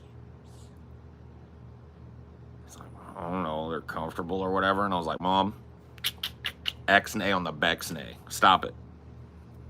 Stop it. It's like, there was no maliciousness for her. It's just like, she was raised at a time where having a black person in your home was a novelty. Because her father never would have allowed a black person to cross her fucking threshold.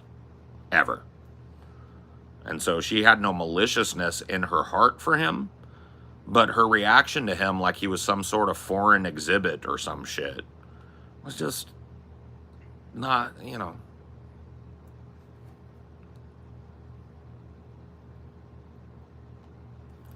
it's a secret about white folks is we all got some racism in our family that we've bat away sometimes. Yeah. I mean, and depending on, like, some of us are lucky enough to not have been raised directly in it. Like, I think you were very lucky in that way. Your direct parents were not spewing racist shit. Mine were, both of them. Not so much anymore. In fact, hardly at all anymore. Every once in a while, something that's fundamentally racist will sneak up out of them, especially Mom. And I have a feeling that's going to become a problem as Mom gets older. But we'll we'll burn that bridge when we come to it. Yeah. But yeah, they've definitely like learned. But dude, when we were kids, it was a free for all. And the type of people we were around too. It's like those hard-working, like blue-collar people. And we were around them at a time. It's like because I had so much fun as a kid, it wasn't a negative thing. There always being parties at my mom's house or us going to somebody's house that we loved. All of these people, we called them aunts and uncles. They were that close, like family close. But as a kid, it's a different kind of abusive to expose kids to that. Because for me, it was awesome. All of these grown-up people are blowing off steam together. I'm getting to hear all kinds of choice shit. And it did not take them long to get used to cussing in front of me because my parents had no compunctions about doing it. Like, if they first met me, they'd go, "Oh, I'm sorry." And they'd be like, "Don't worry about it. He hears it all the time." You know what I mean? I did. But now they're like, you better not do it around them Right. kids. Now the script is flipped and I have to watch my mouth. Yeah. Isn't that fucking grand?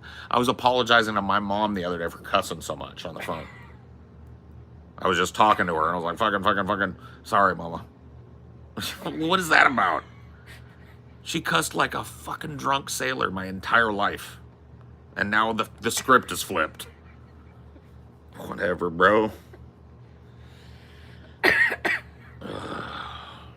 Life is wild.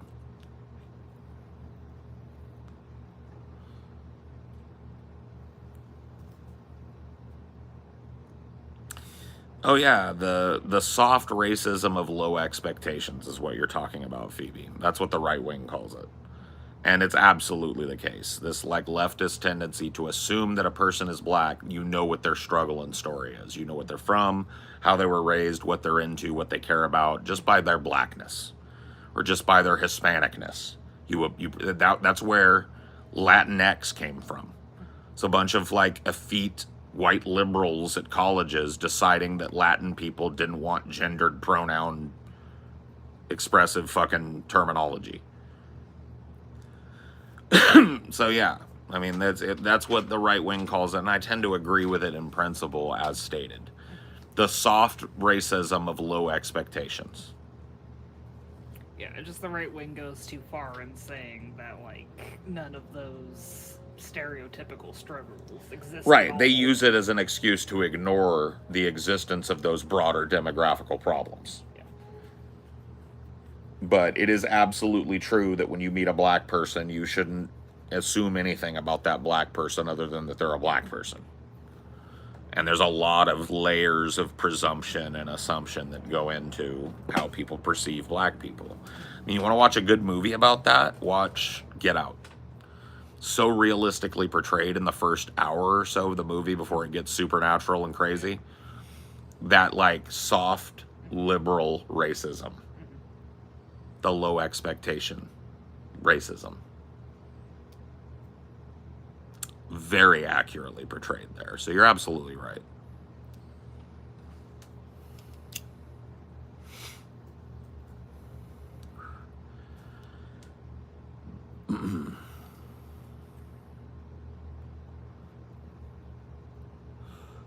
Get Out made me feel so seen. I've heard that from other people, from other black folks. It's common. It's a common element in the reviews that black folks make about Get Out.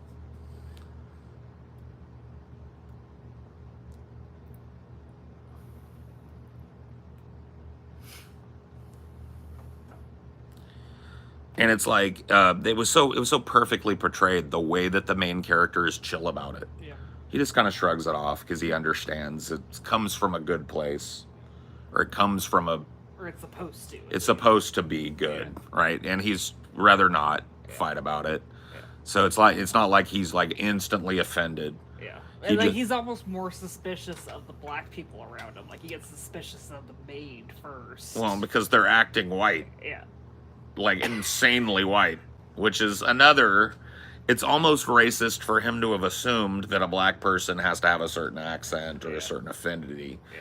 But you know, Like, that's he's the giving interplay. The white people more leeway of the weirdness until. That's the interplay, though. That's what makes that movie brilliant. Is he's not necessarily right in his initial reaction that Yeah. this black person doesn't conduct themselves in the way that I expect them to. You want me to get you another one? Or are you okay? Yeah, I'll do one more if that's all right. Thank you, baby. Oh, you need to watch Get Out, Phoebes. And it's spooky season, too. You sit down with your partner. It's chill time. We'll Get Out.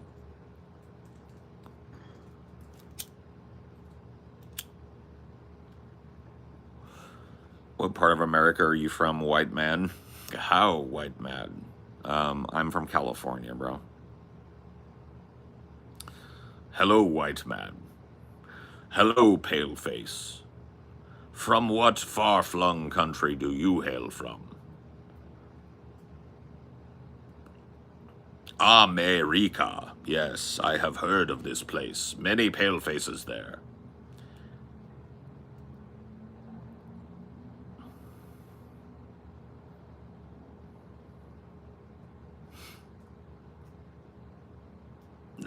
Nice. Oh man, you about to be way in over your head, Phoebes.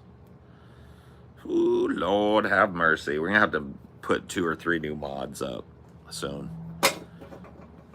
Phoebes is gonna be non-available. Ugh. Phoebes is gonna be feeding, pampering butt, you know, all night.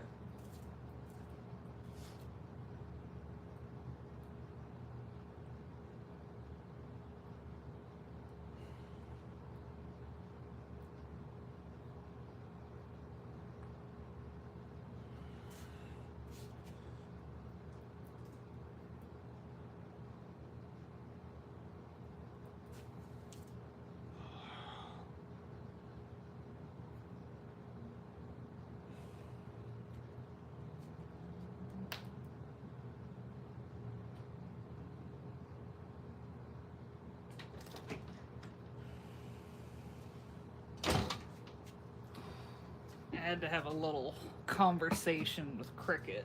Oh yeah. What's he up to? He wanted some attention. Need to have a little back and forth, and a little follow, I a see. little pick me up.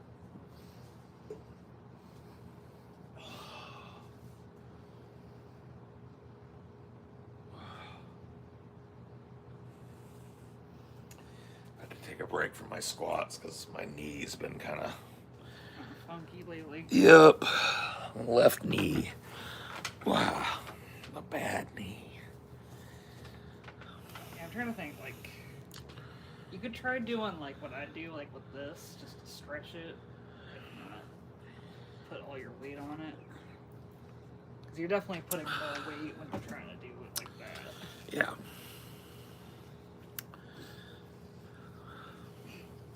It's funny with Cricket. Sometimes I just see how many times he'll, like, meow back and forth with me to see when he's gonna stop. Be like, meh. Be like, meh, meh. I gotta work it out.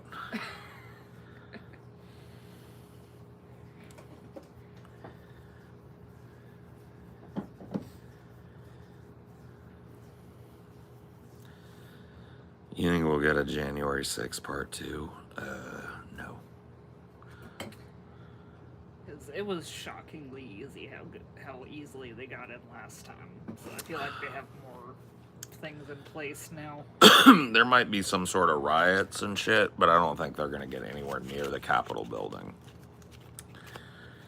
That was just a one-shot Johnny there. Or at least not the same way.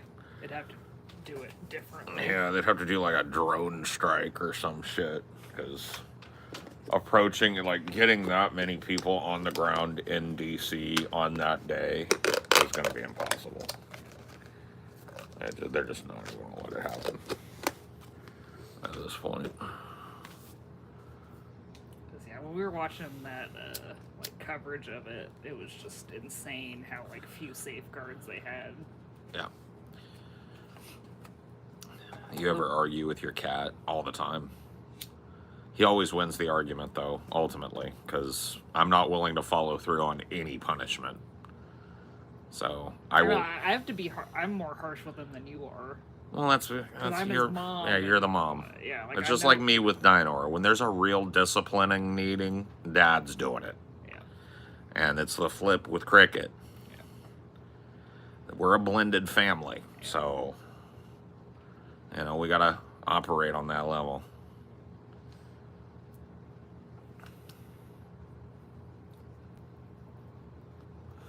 Yeah, it was her. I mean, she had Cricket before she met me, and I had Dino before I met her. So we're a blended family. So ultimately, if Dinor needs a talking to and I'm around, it's time. And trust me, he heeds my little, I don't know what you'd even call it really, like my disappointment, way better than Amelia's. Mm-hmm. Like, he knows immediately. Sometimes I don't even have to say something. I just give him this look right here. And he'll be like, And with Cricket, I'm just more willing to be like, you know what, you're just being too much. You need a little timeout. yeah. How do you discipline your animals? Well, I mean, a cat is Like I said, just timeout. yeah, I mean, like when Cricket is being, and the fun thing about it is Cricket wants timeout because Cricket gets a whole room to himself when he's in timeout. And sometimes that's what he wants. Cats are like den animals. They want to have like a safe spot where nobody can get to them.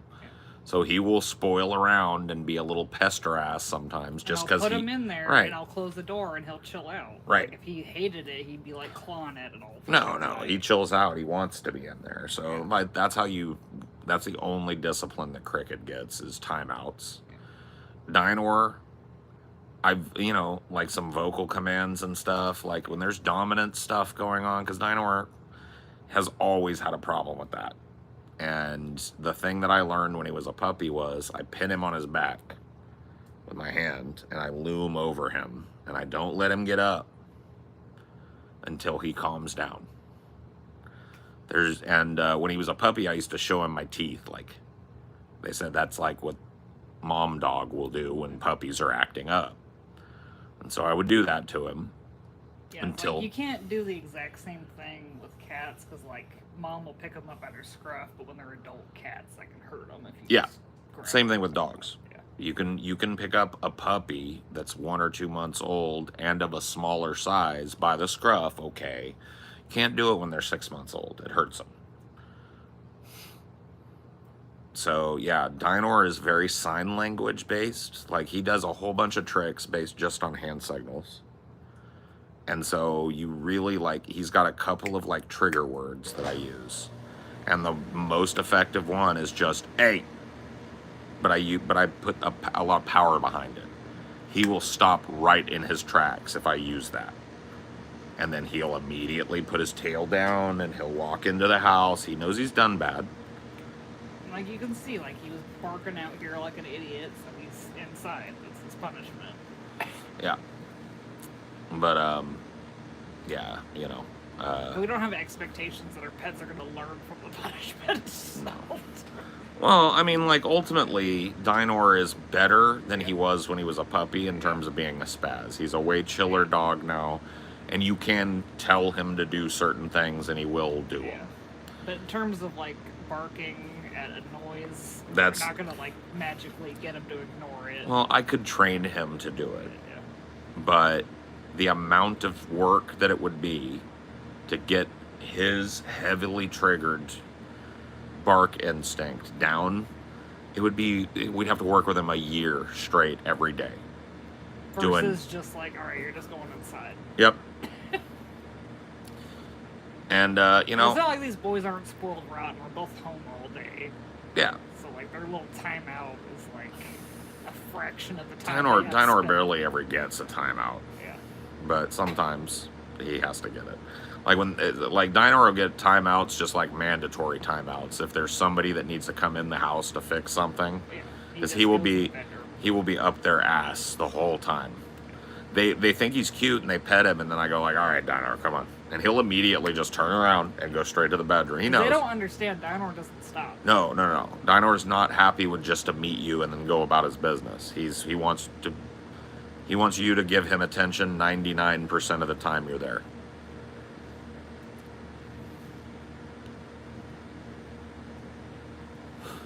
Well, that's the thing. I don't necessarily want to train that out of Dynor because I have designs on living on a little piece of property, possibly. And having Dynor as a dog that would, you know, when he hears something outside, I might need to know that. If we got chickens, I need to know if there's a coyote prowling around, you know? So it might end up being useful. It's just a little part of his personality, too. You know, everybody's got something about them that is kind of off-putting to other people. I genuinely believe that. I genuinely believe that. Nobody's acceptable, right? But, you know, and I kind of accept Dynor based on that, too. If it was that big of a problem, I would have worked him out of it a long time ago. And, you know, like, we take advantage of it sometimes. Like, if we're waiting for something to be delivered, we hope he lets us know. Yeah. That is true. Dude, the other day on stream, I heard some coyotes less than a half mile off. Oh, yeah, dude. I used to hear them all the time. They used to come right up in our backyard while I was streaming at night. Used to hear them. So they were very, very fucking ubiquitous where Well, we you saw lived. one face to face at that other house. That was wild. I will never forget that in my life. That was because you think of a coyote as a dog, and they are, but they are very different than your average fucking wolf or dog. They have a feline-esque component to them. This fucking big bull coyote was chasing a rabbit through our backyard, just came fucking bolting through our backyard right after a rabbit. Dynor tore off after it. I tore off after Dynor. I yelled A at Dynor and he stopped in his tracks and came back to me, and I watched that coyote. It had jumped up on like a little post. Like this person had one of those low decorative fences. He had jumped up on top of that, wrapped his tail around himself, and fluffed all his fur out. And he was huge. He was the size of like a small, probably like a tween kid, like a 12-year-old. Just like, and I was like, it's like, Dino, come here. I picked him up and I just watched that thing, and eventually it just like, I stared at it. I didn't like turn my back on that fucking thing. I wanted it to know, like, you don't have a friend over here, motherfucker. Whatever you are. But yeah, no, he eventually just like turned back into a dog and went bloop, through the backyard of the neighbor and out. Coyote noises. You know what's really distressing in the night? Fox noises. You know what they sound like? An old hag hacking up phlegm. It's like, what the fuck? In the dark at night? Dude, I used to do streams like this, but I had a way bigger backyard. We were on like an acre plus. And the backyard was huge, big old trees, dark as the fucking, dark as the bottom of a well, bro. Just dark at night. Just no unnatural light. And I would hear that shit coming out of my backyard behind me on a stream, and I'd go like, man, thank God I know that's a fox. Dude, if you didn't know that was a fox, you'd be like, flashlight, or you'd just run in the house.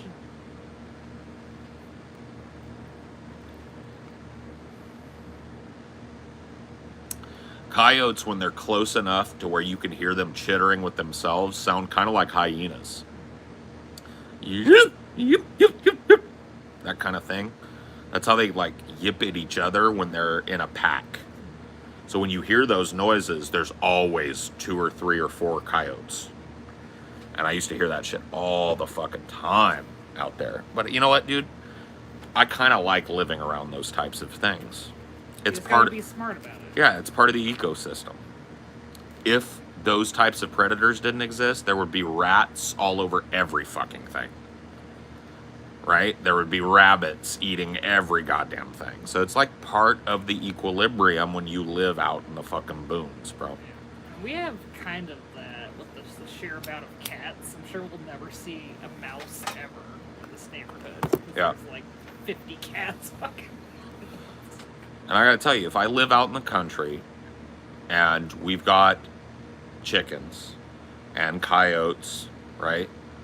I am going to be absolutely loath to kill a coyote. I'm only gonna do it if we've got the same coyote coming back night after night after night, and he ain't learning. You do warning shots, right? You rack a fucking shotgun and blow it. Any animal that isn't a bear is gonna bolt, right? So that's what I would do if I lived out in the fucking country. And the only time that I would shoot a fucking coyote is if there was predation over a multiple amount of nights. I would set up outside and I would kill a motherfucker. And that'd be that. My scariest encounter with an animal was running into a mountain lion on the Bob Jones Trail in San Luis County. I was walking my little dog. Not Dinor. A littler dog. And a mother mountain lion and her 2 cubs crossed in front of me.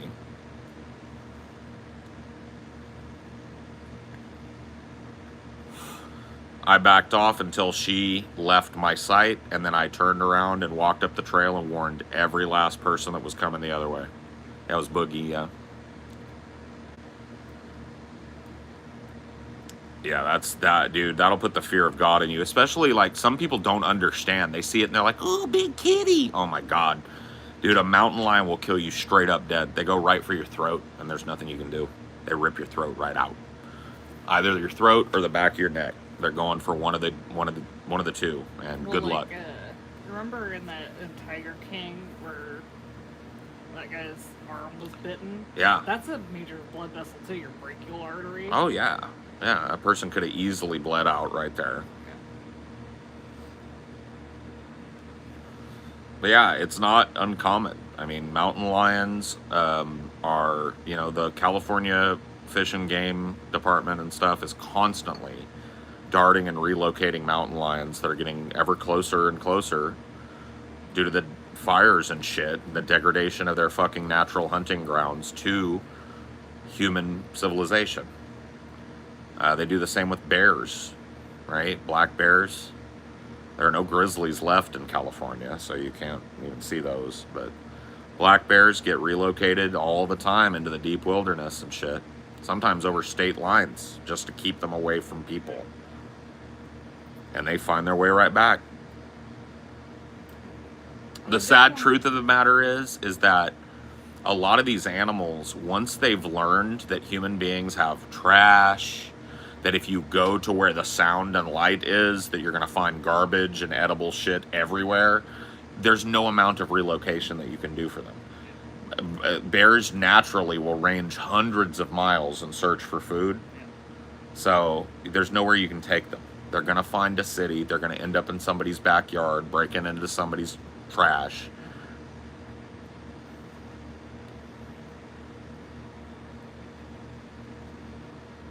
So Yeah, there haven't been many fatal mountain lion attacks, but they've killed, full-grown people. Like, Oh, there's yeah. one this year that killed a 21-year-old guy. Yeah. It's not like a kid or an old No. lady or whatever. no, they will fucking kill you dead. They are legit big cat predators, and they're insanely territorial and defensive. They will kill you. And that is the situation I found myself in, a mother mountain lion with 2 cubs. That is the most dangerous situation. The most dangerous situation you could find yourself in. You engage that cat to where she thinks you're threatening her or her babies, she will stalk you for miles to kill your ass.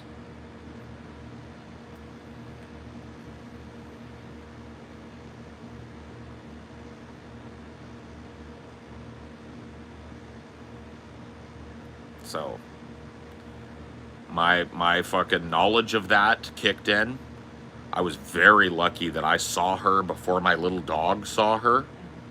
So I yanked that fucking leash, got Boogie up in my arms, watched her until she crossed, and I couldn't see her anymore. And then I turned around and What's interesting is kids really haven't been killed by mountain lions since like the 90s. It's been all adults since.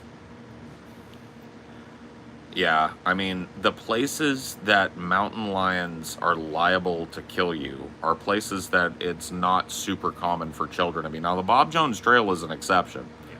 That's a pretty family-friendly trail. And it can, But that just kind of shows how maybe more desperate they've become. They're not going after what they see as weak. mhm. The weak anymore. They're just.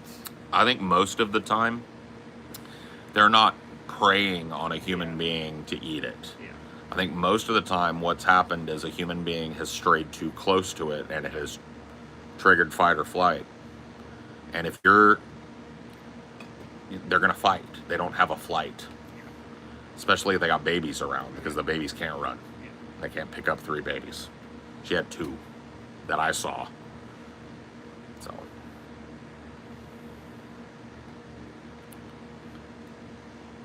It was one of those moments where 2 universes were created. This one and the other where your dog barked and she charged. Oh my God, bro. That's the thing, is at that point you just go defensive. Because she's not going to pounce directly on you if you're presenting a big presence at her. She's not you're gonna. a pretty big dude. It's not like. But it would have been me backing up the trail, yelling as loud as I could at her, which I'm also blessed in that I have a huge booming voice. But she would have, dude. There's a video. I don't want to blow it here because we're gonna watch it on the show, but. Yeah. There's Look a for video Onion of- Nuggets tomorrow, and Yep. you'll go into the whole thing. Yep. Yeah. Watch Onion Nuggets. We're doing our makeup show tomorrow, Monday. Look, it'll show you what could happen.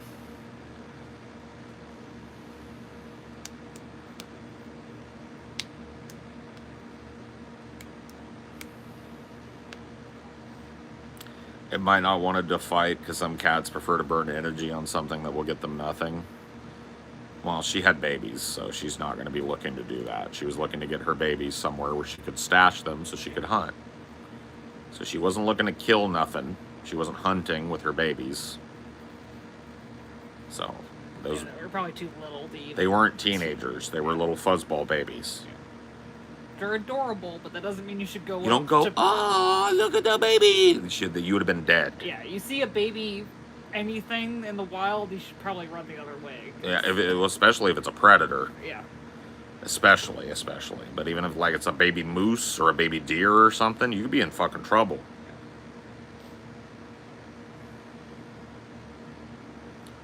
Like, I think a lot of problems happen where, like, people see a baby alone and think, like, oh no, I gotta save it. It's like, they don't have houses. They're gonna leave their babies somewhere that Yeah. they think is safe. Yeah. Yeah, the dude backing up the trail with the cougar, yeah. Well, if you listen to that, and we'll listen to, like I said, he says, I saw your babies, when he's yelling at the cougar. So he had the exact situation, but he probably stood there like a dumbass and filmed it. Oops. See a baby fuzzball cougar, you just go, yeah. You see anything that looks like a predator baby in the wild, you stop, turn around, and go back the other way. And you keep looking over your shoulder as well. That was a long walk back. Because it was a rainy day. Not like pouring rain, but there were not a lot of people on the trail. And the people that did come up the trail, I just warned them. And they all turned around. They knew better. Said, mountain lion with babies, don't. She crossed right in front of the bridge. Okay. Turn right around and walk with me.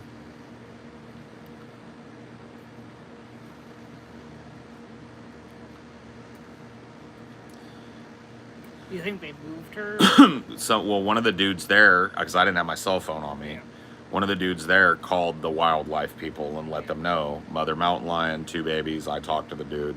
I don't know what they came and did with her, if anything. I don't know if they were able to find her. But certainly the idea would have been to get her and to capture her and her babies and to take them out somewhere. Or at the That's- very least, like, block off the trail at the other end or whatever. There's no way they could do that. Yeah.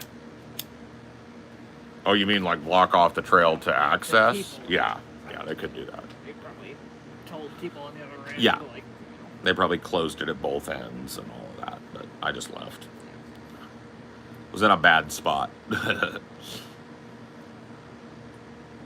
having marital troubles. You know how that be. And if you don't, you're lucky. I was like, I'm not trying to get eaten by a mountain lion today. I'm here to try and chill and get away from this bullshit for a couple of days. Are there any animals you fear would have extreme anxiety encountering? I mean, like, other than that, like a big predator and shit, yeah, I mean, you should have extreme anxiety. Like a spider or a snake or something? Nah. Like, you want to destroy them that are dangerous, but you're If they're around my house, you're yeah. not like, No, I mean, if I see a black widow out in the wild, I'm just gonna give her a wide berth and I'm gonna keep going about my business. it's on our house, you know, you If it's- get something to kill her. Yep. And that goes for a fucking snake too. You know, one of these motherfuckers slithers into the garage or something. I'm sorry, brother. Well, like, those littler predators, they're dangerous, like, in terms of not being aware of them. Like, if you're aware of them, you can pretty much just get them. Yeah. They're not big enough to fucking pounce you. But the danger is they're hiding in a corner and you accidentally bump into them. Yeah. Yeah, that's the snake. Yeah. Snake issues. And the only snakes that I've ever lived around that would be dangerous would be diamondback rattlers. That's native to California. There's really nothing else that I know of in California that bites that would be a problem, venom-wise. Unless there's some idiot holding venomous snakes as pets or whatever. Yeah, that's true. But there's nothing else indigenous that I know of that'll bite you and give you a problem. Some of them look very fucking bad, like king snakes, but they get a bad rap. They're big, black and orange.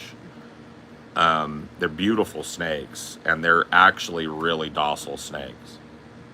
But people will kill them because they look poisonous, because people are retards.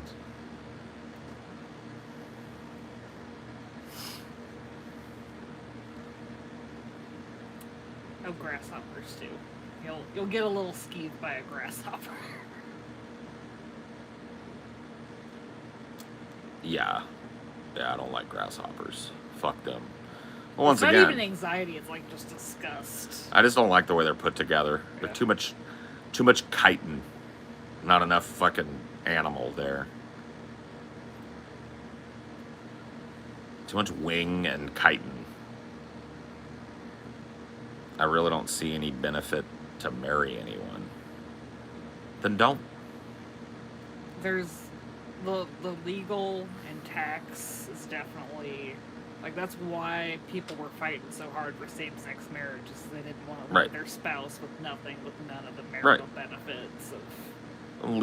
There are legal benefits and stuff like that, but as far as it like being a sacred institution or whatever, that just depends on how you feel about it, right? Like, for me, it's sacred in that it represents a promise to my wife, but I don't put any like religious portent on it. And you know, to did be it to like you felt committed enough to me that you wanted me to protect me with that legal. well, not only that, but it was during COVID, and I wanted you to be covered under my insurance and shit. Like I wanted the whole nine, you know. And so yeah, But like, there's a level of commitment that you felt justified that amount of exposure to yourself. absolutely, yeah. Yeah, there's tons of people that fucking like have kids together that never get married. Yeah, yeah. And the other way around, you know, like us. People that get married never have kids. It's like it's an institution that like totally voluntary, but there are benefits to it, you know, like There are downsides for other types of people, like if like people with like on SSI or something probably don't want to get married because they lose their benefits. yeah. But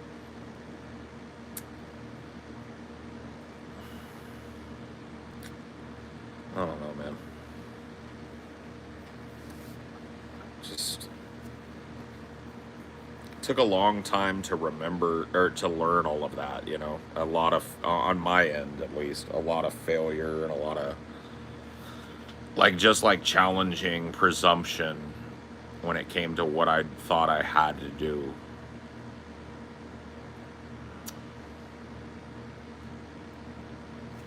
I think we have one of the cuter engagement stories though. Yeah. Yeah, I guess it is pretty cute. Ring pop. It's a ring pop.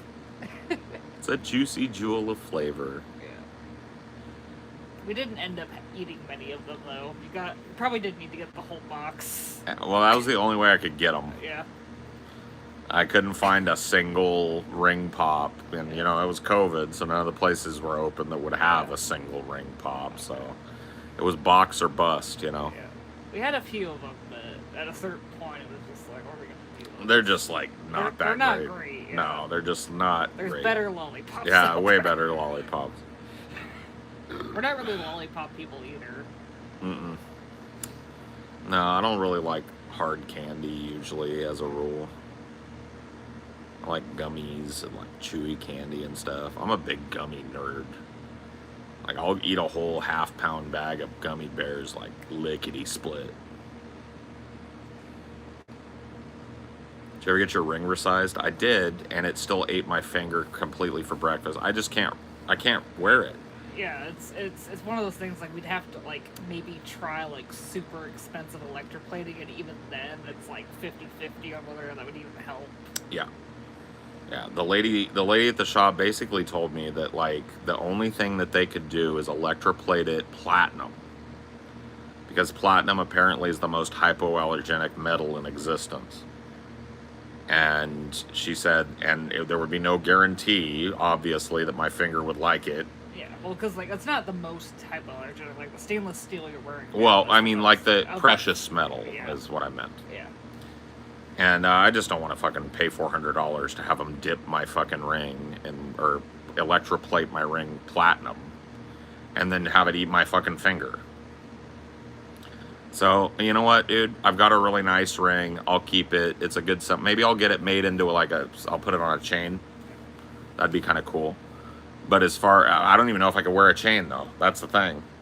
Like I guess I could get a stainless steel chain, but I don't know. Like I just can't wear it. Like the only kind of metal that I can have reliably against my skin is stainless steel. And even then, you take that off sometimes. Oh yeah, even then. Well, because sometimes that has nothing to do with the ring. I just have fucking flare-ups of whatever my shit is, eczema or whatever. I don't think it's eczema. What is it that I have? Well, I think they said X. It's eczema. Okay. Yeah. Yeah, it sucks, but it's what it is. And my skin is super sensitive to everything. Well, you can at least say you supported a small business in Ireland. I did. Yeah. They did a good job. No, it's a beautiful ring. I love it, but I just can't wear it. It was a good gift during the COVID times, probably, to their little business. Yeah. Feel good about that.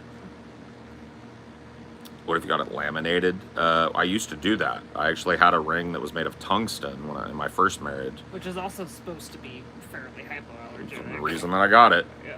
But the tungsten that I had was dyed dark with cobalt. And the cobalt would eat the fuck out of my finger. Also, tungsten is not recommended to get because if you're in a car accident and your hand gets... It decloves. Yeah, that's the only way to get it off your finger. It's either cut your finger off or deglove your finger and take the ring off. So, it doesn't break.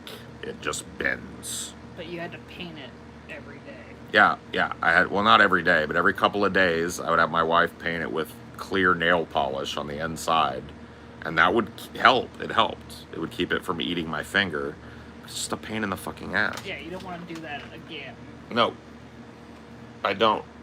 So, this works. It's very plain. It's stainless steel. I don't give a fuck. I'm not trying to flex with my wedding ring, but You're just trying to say, I am married. Yep. I'm taken. I'm married. Don't bother. Anyway. I like mine a lot, though. Yeah, well, your ring's beautiful. All right, I'm done. I'm out.